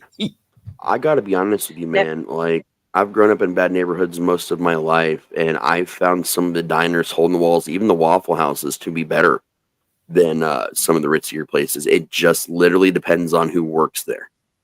And that's the weird thing, man, because sometimes in the bad neighborhood, we got to take our pride where we can get it, and sometimes that pride is the food. So I've seen it mixed up in different places, though. We've got, like, where I was living in Dayton, we had like 3 or 4 different ones I can get to within 15 minutes. And I've eaten at the Waffle House that's down the road from me, and I really have nothing against it. It is greasy, but it really all depends on who's cooking and what you eat. There are certain things there that 100% I would stay away from. If you're going in for a burger or waffle, pancakes, something like that, that shit's good. You're fine, but don't eat the steak. Yeah, I'd never do the steak at a Waffle House, just ever. No matter how good the cook is, it's not the cook; it's the quality of what you're getting in the first place. Don't do steak there. Yeah. My thing is grits, and I would just go and get me some hash browns with the cheese and the ham and the onions and all that stuff, and a side of grits. Well, I just discovered for the first time when me and Pyle went there earlier this year. No, actually, no, we went there for the haunt last at the end of last year. I discovered they have a grits bowl, and they do the same stuff with grits that they do with the hash browns now. And I lost my fucking mind, and it is the most amazing thing ever. So every time I go with Pyle, I get the grits bowl. It's amazing. That sounds good. My mom is a gadget freak. She loves little technical gadgets and everything, especially stuff for the kitchen, because that's where she spends the majority of her time, because she likes to cook.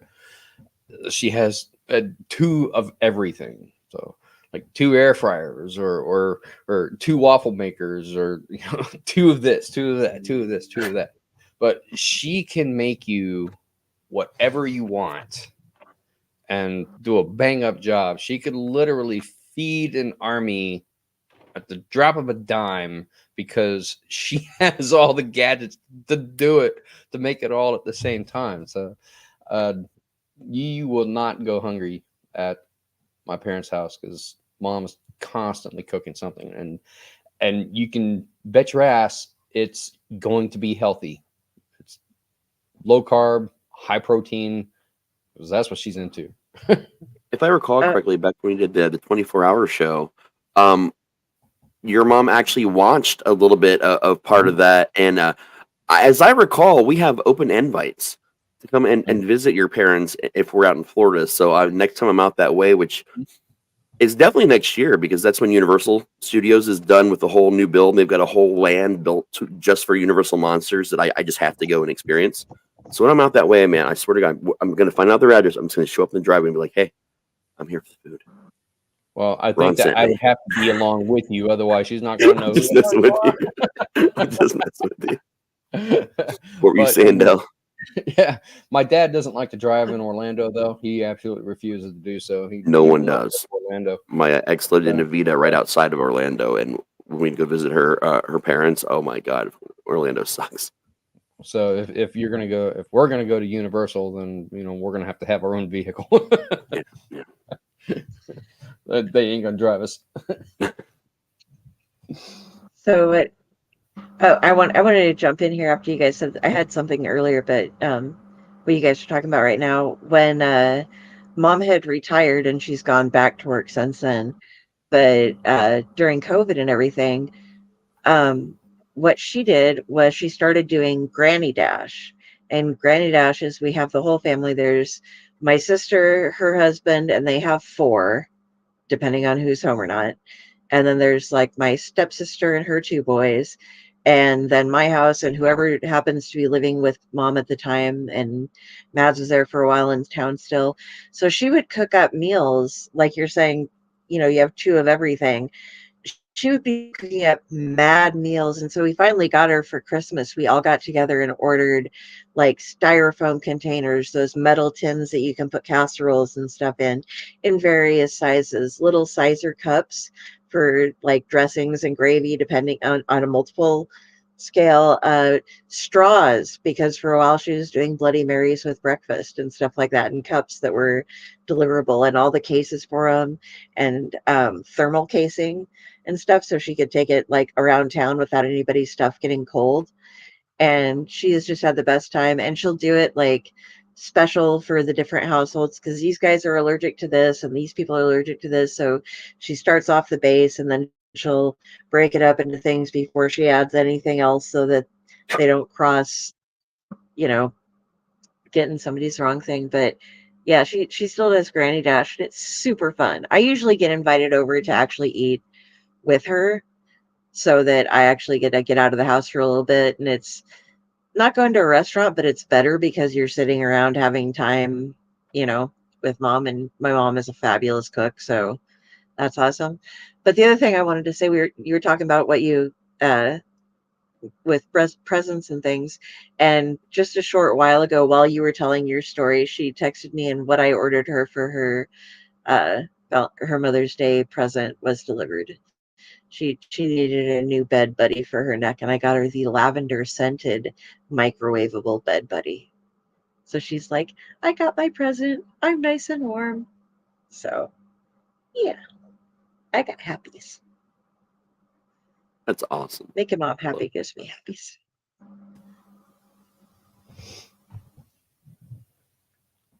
Oh yeah. Well, this might be one of our shorter So dinner, episodes of the Elliott yeah. Lady. It's a change up from our 3-4 hour one that I have to edit. Yeah, well, to be fair, there's a lot of people that are pretty busy tonight, and Oh yeah. sometimes when we tell stories, it depends on what all we want to get into. If it's this kind of storytelling, because like there are some great stories about my mom that I totally cannot tell Right. And on the also, air, because she'd kill me. oh yeah. And we were trying the new format today too, with a lot less chatter in between the stories, so that actually probably made a big difference right there as well. Well, pretty nice though. Yeah. Oh, and another way that my parents are very compatible with each other is my mom is a neat freak. She's an obsessive cleaner, and unfortunately I did not get that gene. I kind of wish I had, because it makes me very jealous how clean their house is all the time. And mom always looks at it like, oh, this place is a mess. This place is a mess. I'm like, okay, maybe there's 3 things on the counter and she thinks it's a mess, and you got to go through and clean the whole house. But I mean, their house is fabulous. And my father is, he's a tradesman. So he knows how to use all the power tools. He knows how to use everything. He can do woodworking, anything. In fact, he's a bit of an artist. He does stained glass projects. He makes stained glass projects, and he does woodworking and things like that. So he could pretty much build you or make you whatever you want. And he's got a little workshop and all that with all those tools and everything. So, of course, their house is decked out and all these little stained glass things and just little knickknacks and things that mom found either at a Goodwill or at a yard sale, because I love to go to yard sales and Goodwill and all that. Like I said, my mom knows how to spend money, but she gets like these amazing things. It makes her house look like $1 million, and you would never know that she probably bought it for like $1 at a yard sale. Their house is just it's fantastic, and it's extravagantly decorated, and there's just little things all over the house that is like an homage to everybody in the family. Like there's pictures on the wall of my sisters and my nieces, and stuff that I've accomplished, and pictures of my dad's family, pictures of my mom's family, just that kind of thing. It's just this incredible house. Since dad's a tradesman, he knows how to build all this stuff. They have actually built several houses in their time, so they have gone through the whole process of how do we want it decorated, what do we want it to look like, and their tastes complement each other. So when you go into their house, even though it's immaculately clean, it feels comfortable. It feels like home. It's a very warm, cozy environment, you know. And I love going down to visit my parents just because, you know, I like their house, and it's going to be one of those sad days when I know inevitably that I'm going to have to go through all of that stuff, figure out what to keep, figure out what to sell, and then, you know, have an estate auction to get rid of everything else, because all of this work that they put into it is just amazing, you know. And it's a team effort that they do all that stuff. That's cool. Nice. Yeah, I recharge at mom's. I get puppy time, I get karma time, and it's just like, okay. Oh yeah, I know that. I mean, now I'm out and I'm ready to go. I spend a great deal of time laying on the couch, binge watching TV while I'm down there because, you know, I'm away from work. I don't have any responsibilities. I don't have to do anything. So it's very nice just to sit down and relax. And they do have a hot tub too on their lanai. So that's always nice. There you go. On their what? Hot lanai. It's like a screen patio in the back of a house. Yep. They're really big in Florida, man. Like really big in Florida. Yeah. I learned a new word today. Thank you. I guess other people might call them a sunroom. Yeah, that's another name for them, sunroom. It's a little bit different than a sunroom, though. Like they're styled differently, and it's like top to bottom screens.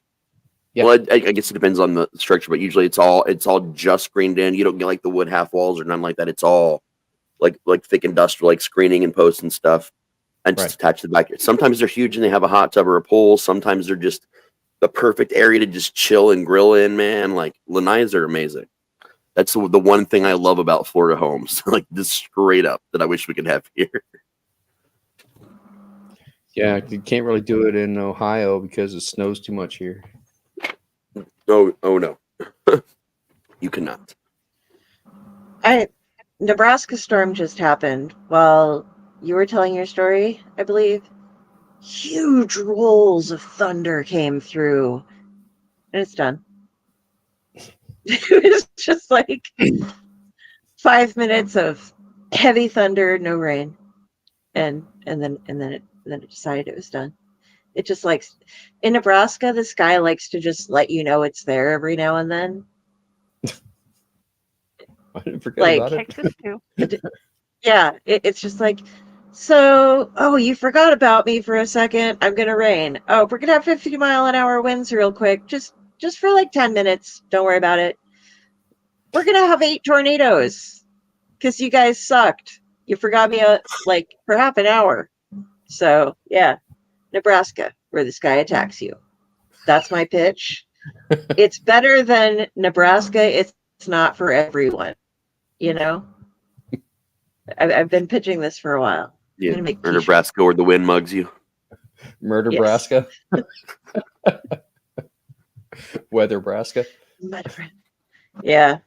You can get, you know how you can get those personalized license plates that you make yourself rather than the ones that I was designing them with different storm fronts over where the letters were that were taken from pictures in Nebraska, because we have some of the craziest wall clouds and stuff that come up. So Mom was like, why does that person have cougars on their license plate? Is that like a thing? Why don't I have cougars on my license plate? And I'm like, well, when you're getting license plates, you can choose if you get this, you know. She's like, oh. I'm like, you can also custom design them. So I want to custom design and get plates where it just says around the thing, Nebraska, where the sky attacks you. I think I can't drive, so I can't use them, you know, but I can design them, folks. If you want a personalized license plate, I'm your girl. I kind of have this theory, and it sort of goes along with Raz's theory about roundabouts being leading to the creation of hurricanes or tornadoes. I have this theory because there are a lot of roundabouts in Ohio, and I mean a lot of roundabouts in Ohio. If you see when they give birth to 10 more, like the next time you go visit that one spot, like a month later, there's 10 more, and you're like, this is a street of nothing but 20 roundabouts just for no reason. There's nothing here. There's woods. So there's flat ground, dirt. There's no homes. Because they will have housing development areas where they're starting to develop, so they're clearing all the land out and everything, and they haven't even built the homes yet. But there's like roundabouts all over the place. So I have this theory that Ohio, because we are capable of experiencing all 4 seasons in the same day, is the birthplace of all weather, and then it just spreads out from here to other parts of the nation. Oh yeah, And Gaia is somehow like a lot to do with that. Gaia is buried somewhere under the Earth's crust beneath Ohio, and this is where weather comes from. Yeah, The roundabouts I are buy what's it. causing it to spread outward. That's why the weather is moving outward from Ohio. I've had it snow in my backyard while it was raining in the front yard, and meanwhile a thunderstorm is going on. 5 seconds later, it's a tornado. Then everything's still and silent, and 2 hours later, it's back up in the 70s. Yeah, all in February. Within one Midwest. day. It's stupid. I agree with your theory though, because I don't think that Lincoln had been hit by a tornado because we have the cone of safety that goes out from us, and then there's the Omadrome or the Omadome. I mean, that because the Anyway, I'm not going to get into it. We're protected by weather because we have weather people that should be doing things at Air Force bases and stuff. We have weathermancers. And but they started putting in roundabouts, and Lincoln got hit by tornadoes again. And we've been putting in more, and we just had them dropping down, like kind of by where some of the roundabouts are. So, yeah, I believe you, because we didn't have any, and then we did, and then like, oh, for the first time since the 1970s, Lincoln is getting hit by a tornado. I'd never heard the theory before, and then me and Pyle, he was driving me home after we were doing all the Frogman stuff. And we hit LaSwordsville, and there was literally just this long street. Again, developments that were going to go in eventually. Just we start going. We hit the 10th one. He's like, you know what? You ever hear this theory? And he tells me all about it. And we laughed so hard. So then we like drove around one like 3 times really quick. Nothing happened. But we think it's because we didn't believe in ourselves. Yeah, that's true. Hey, kids. We didn't believe in ourselves enough. Oh, I did it. Hey, kids, Big Ben. I totally did it every single time we ran around. Yeah, I do that to my own family constantly as well, just because.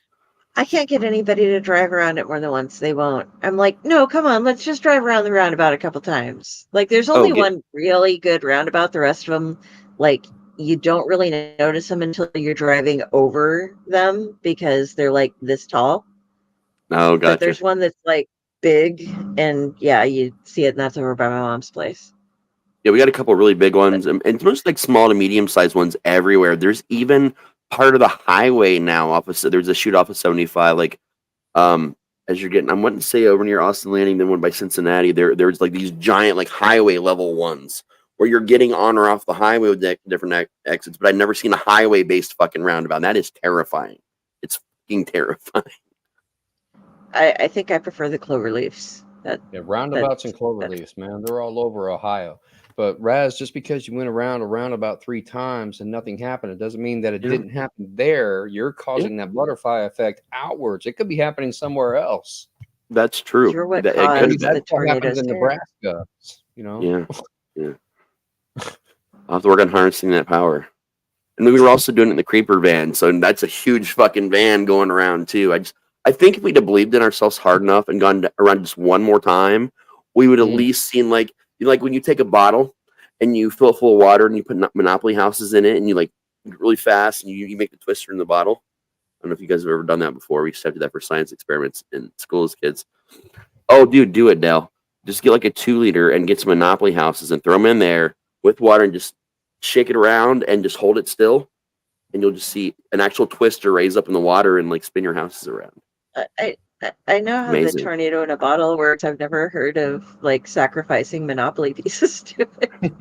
Well, yeah, you just go to the thrift store and buy a Monopoly game that you know doesn't have all the pieces anyway, but it's got the houses, and you just put the houses and hotels in there at the water, and you're good. That's a really good idea for a game. Hey, on your science project. Monopoly, the Wizard of Oz version. They have that. Do they? Oh, yeah. Yeah, there's a Wizard of Oz version of Monopoly. I mean, not with that, but that would be cool. You get the Monopoly version of Wizard of Oz. You shake the house like that. That would be cool. Okay. Everybody, You had your Monopoly game, and there was always at least one game piece that belonged to something else that was not an actual Monopoly piece that was in your game, because you got something and you had no idea what to do with it until suddenly you're playing Monopoly one night and you're like, you know what we could do? We could grab that thing and put it in our Monopoly game. So mine, we had a piece of glass that was just like a chunk of glass, how they have those, like a piece of blue glass that was, and it was smoothed at least, so it wasn't slicey open constantly. But that was ours. So what were you guys's extraneous Monopoly pieces? We played Murderopoly and just used all the potential death weapons from Clue as our tokens. Because something happened and our Clue board got destroyed and all we had left was like the pieces and like the writing pad. So we were just like, more Monopoly pieces. Let's play Murderopoly. Yeah, you lose pieces, and then you're looking around for anything that's small enough that you could use, like a paperclip or. Hero Quest figures from that old game they work with, like the Chaos Warriors work really well for that too. Friday, did you have anything cool? It's your extra Monopoly pieces or piece? We had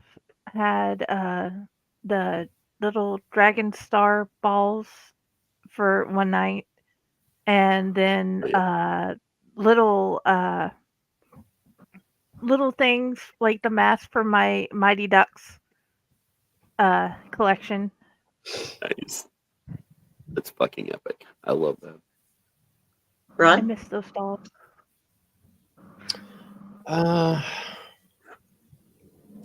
Honestly, I don't know. It's been forever since I've played Monopoly, so I really can't remember what we used, if we used anything.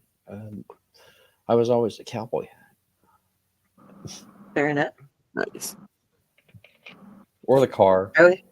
Or the shoe. Yeah, the car. I usually did a car. I like before we started using our own pieces.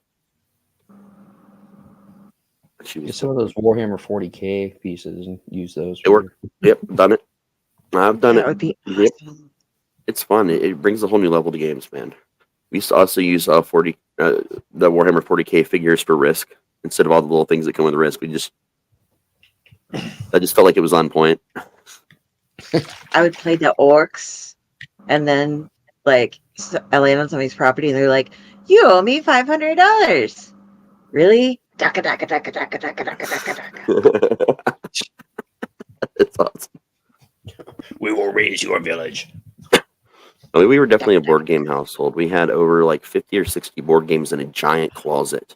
And that's where our towels and things would go in normal homes. But that was our closet for board games. And every Sunday, me and my brother and my sister, we had numbered every single game. And we had this little hat. And we had all the numbers were in the hat. And we'd each get to pick a game out that day. And we'd all sit down and play it. Half the time, it was just the three of us. Sometimes Mom would play. Once in a blue moon, Dad would play. Or a guest that we have over, Granny would play. But like every Sunday, all growing up, that was all day long was board game day. And now I live with people that like they'll play board games like once every couple years now. Like I can't. They used to like board games, but now it's just me and my weird collection of games. That reminds me of a story about my dad. Actually, this one's not about my mom; it's about my dad. This is a testament, just another thing about him that an example of why he's a good dad. So, as you all know, I am visually impaired and I don't see colors very well. I had a checkerboard set. It was red and black, and the pieces were red and black as well. The board itself wasn't so bad, but the checker pieces were very hard for me to distinguish which were red and which were black. I always had a problem with that. My father was really into building model cars. He had a whole collection of them on a glass shelf in his business. So he had some silver paint that he used for his models. And he went through and he painted the crown on every single one of the black checkers so that they would stand out against the red ones. Because I could see the silver on black, and I knew that those were the black ones. and the red ones were just normal. So my dad did that for me, so I would be able to play checkers. That's super cool. That's awesome. Okay, if anybody knows what this game is, the instructions were lost, but it was a game that we had at my grandmother's, but when we went to clean out their place, I never found it. So she must have just gotten rid of it at some point. It's a game that is a board that is covered with little holes for pegs, and you can put in different gray, tall plastic pegs. And then there are little things that look like plastic wrenches, but they match to the tops of them. So you can make like walls. And I'm assuming it's something similar to Othello where you try to trap people in or take over different sections. But there were like red ones and black ones, and the pegs were gray. And I would build cool walls and different really cool mathematical configurations with it, but I never learned what the game was called or how to play it. So if anybody knows, anybody watching, please let me know what that game was so I can look it up and figure out how to play it and possibly buy one of my own, because I loved it as a little one, but I never got to play the actual game because nobody knew how it worked. I'm striking a blank. Yeah, That I'm just asking familiar. if anybody's watching us on YouTube or something, just give a shout out if you know what that is. We're about to the 2-hour mark though, guys. Yeah. Oh yeah. Probably a good time for me to head out so I can get ready for bed. Yeah, So, it's a good spot to end the show on, I think. Yeah. We talked a lot about moms. Moms.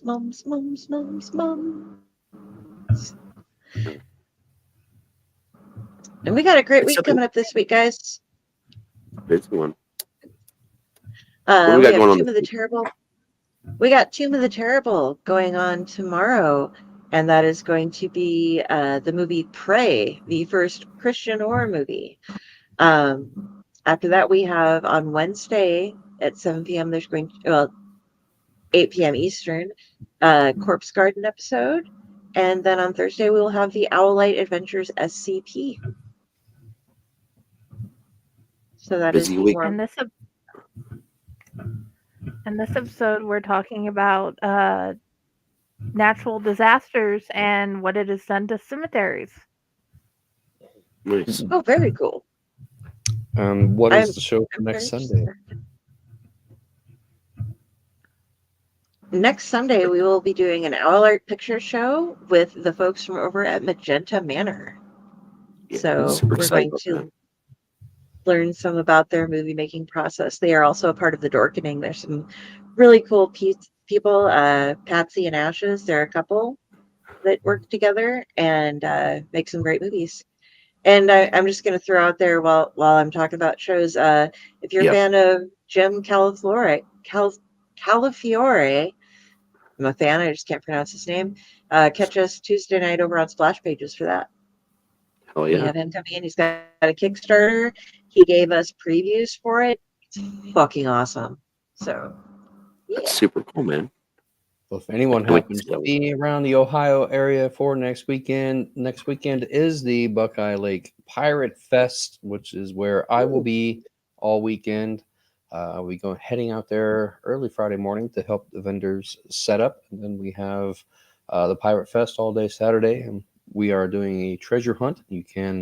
There are 40 or 50 pirate treasure chests around the lake by various businesses and sponsors and vendors that want to get in on the action. You show up to the community center, you will get a little treasure map that will show you where they all are.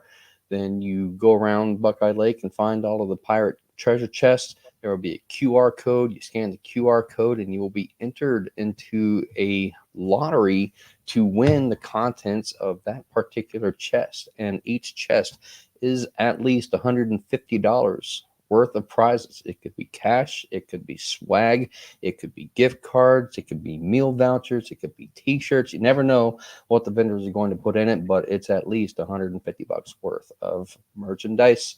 Going to be very exciting. We've got a pirate ship coming down from Michigan with pirate performers, professional actors that do theater and pirate ship. Lots of vendors, lots of food, steampunk theme, mermaids, pirates, everything. It's going to be a good time. If you happen to be around Ohio and would like to check out the Buckeye Lake Pirate Fest, please come down. It's open, a family-friendly event. It's open to the public for anybody that's interested. That's where I'll be. So I most likely won't be here for any shows happening this weekend. So. That's awesome, though. That We got sounds like nothing so going much on this fun. weekend. Oh yeah, it does. I was hoping to get down there to it, and then Fred's like, "Yeah, we're gonna start our hiring event this weekend." And I'm like, "Oh shit, yeah, hiring people would be good." Yeah, we'll be doing our ribbon cutting ceremony on Friday for the actual show, which will start on Saturday and run all day. So there's going to be quite a bit of festivities. This is the first year that we're doing it, but it will not be the last because we've had really good response to it up to this point. That's fucking awesome, If man. you I do love to some hear that. sing, What's that, if Del? you do some singing, like if you get together all the pirates and do a shanty or something like that, you got to record it so we can play at least part of it or one shanty on the show sometime, like a padded Yeah. cell or something, because that would be awesome. I I love don't know if pirates. it'll be me, but I'm sure I can probably get some video of something like that happening. Yeah, definitely get some various videos, man. If you can send them over to me, I can put something together for you too. All right, that'd be cool to have. Yeah, something to help Yeah. advertise next year. Yeah. Yeah. Oh yeah. Yeah, we're 1 week out, so I think at this point it'd probably be a little too late to try to advertise it on here. But yeah. Oh yeah. I think it's going to be a worthwhile endeavor, and I'm very excited about it. And I'll be out there in my full pirate garb. You can never go wrong with pirates, dude. Just straight up, never go wrong with pirates. I saw a meme that said pirates are just tropical goth. I mean, they're not wrong. I love that. It's kind of true, at least in my case. Yeah. So other than the Pirate Fest, where can we find you? I do have an author page on Facebook now. I'm still trying to sell copies of my book. The one that you see pictured over my shoulder here, Inside My Nightmares, is my first book. I'm very excited about it, and I've had really good response up to this point. I've been making a few posts lately about my writing process because I'm currently working on my next book, which will be a novel. And believe it or not, I was just in talks with a friend of mine who is a professional rap artist who just released an album Friday on Spotify. His name is MC Snacks, and the album is called Water Slides in Heaven.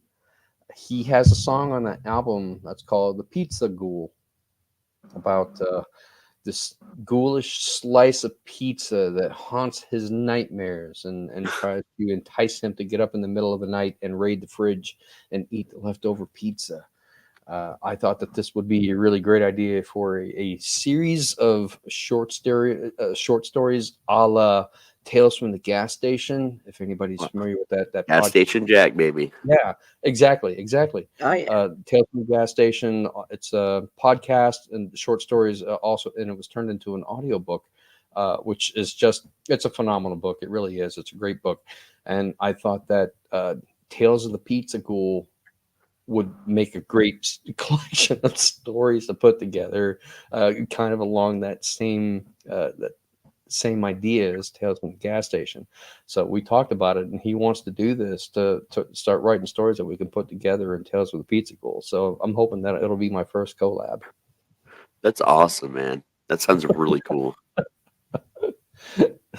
That's right up my alley too, man. I'm a huge fan of Tales from the Gas Station, Midnight Burger, a lot of that kind of. I listen to all that stuff all like over and over and over.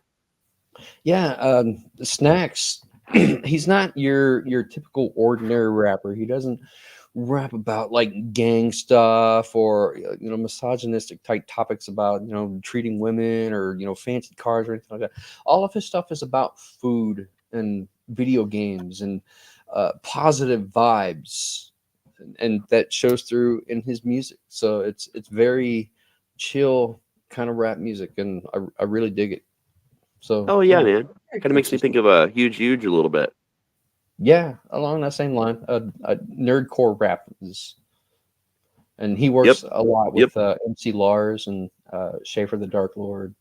Hell yeah. I actually love nerdcore rap, man. It's fucking awesome. And he's coming into town May 23rd on his new tour, and he'll be at the Roomba Cafe. Oh yeah. And I'm looking forward to it. I'm gonna take him a bag of chips.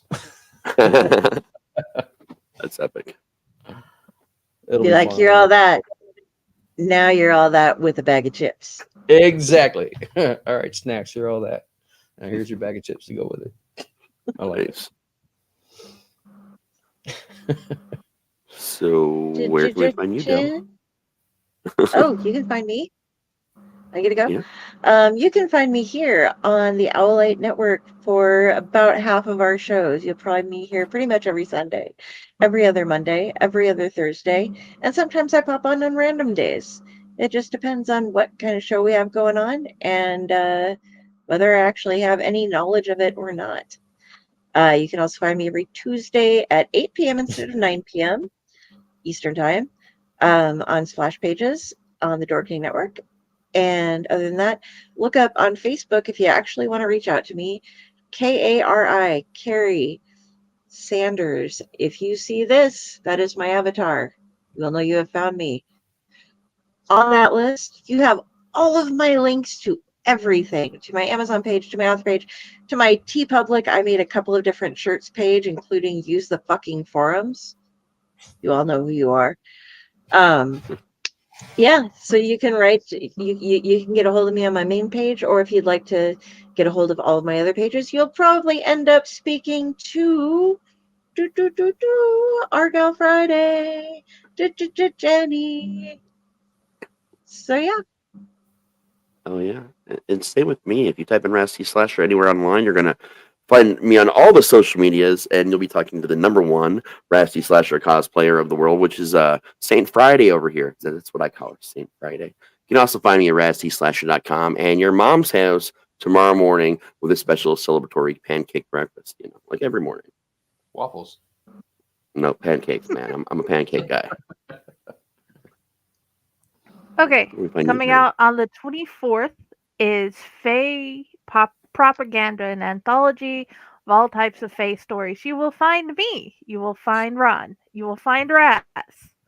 We all have wonderful stories. And you'll probably seen the ads I've been putting everywhere. Del didn't join that one. Del joined the Menagerie. Del tried to join that one, but Del ran out of time to make a story that I actually felt was worthy of being printed. Slacker. And I gotta say, I'm pretty proud. I'm pretty proud of the 2 stories that I wrote for Fae Propaganda and Owlite Menagerie, because they're very different than the types of stories that I usually write. Yeah, but they're so good. Yeah, I'm enjoying them. My Menagerie one is the first thing I've written or done in a while that's not just first person. That's weird. On the 4th of next month, you will find Owlite Menagerie, and you will see all of us, Raz, Del, Ron, and me, and a whole bunch of other awesome people, all in both anthologies, some great people, and 2 of the stories from Owlite Menagerie. You can find the Del story, the Nightmare Machine, or the Nightmare House VR. Yeah. The Nightmare House VR in our Campfire Cinders, and you can find Dust Blue Camaro in the Campfire Cinders. If you would like to find out how amazing some of our stories are, go listen to both of those, and you'll find links everywhere. I'm working on getting links everywhere that I can of to find both anthologies. And you can find me here. You can find me at Fakehor. You can find me at my page, Friday with the Librarian's Blue Box, and my author page, Jennifer Elliott. And if you're wondering why Jennifer, not Jenny, that is the name my mom gave me, and I think it's the perfect way to honor her. Use my full name because she gave me such a pretty name. There you go. It's perfect. All I'm right, named well, after my dad. it was great seeing everybody tonight. We love you. Come back and visit us, and we have more stories to tell. Good night, everybody. Absolutely. Always See Good ya. night. Bye. Thanks for joining us.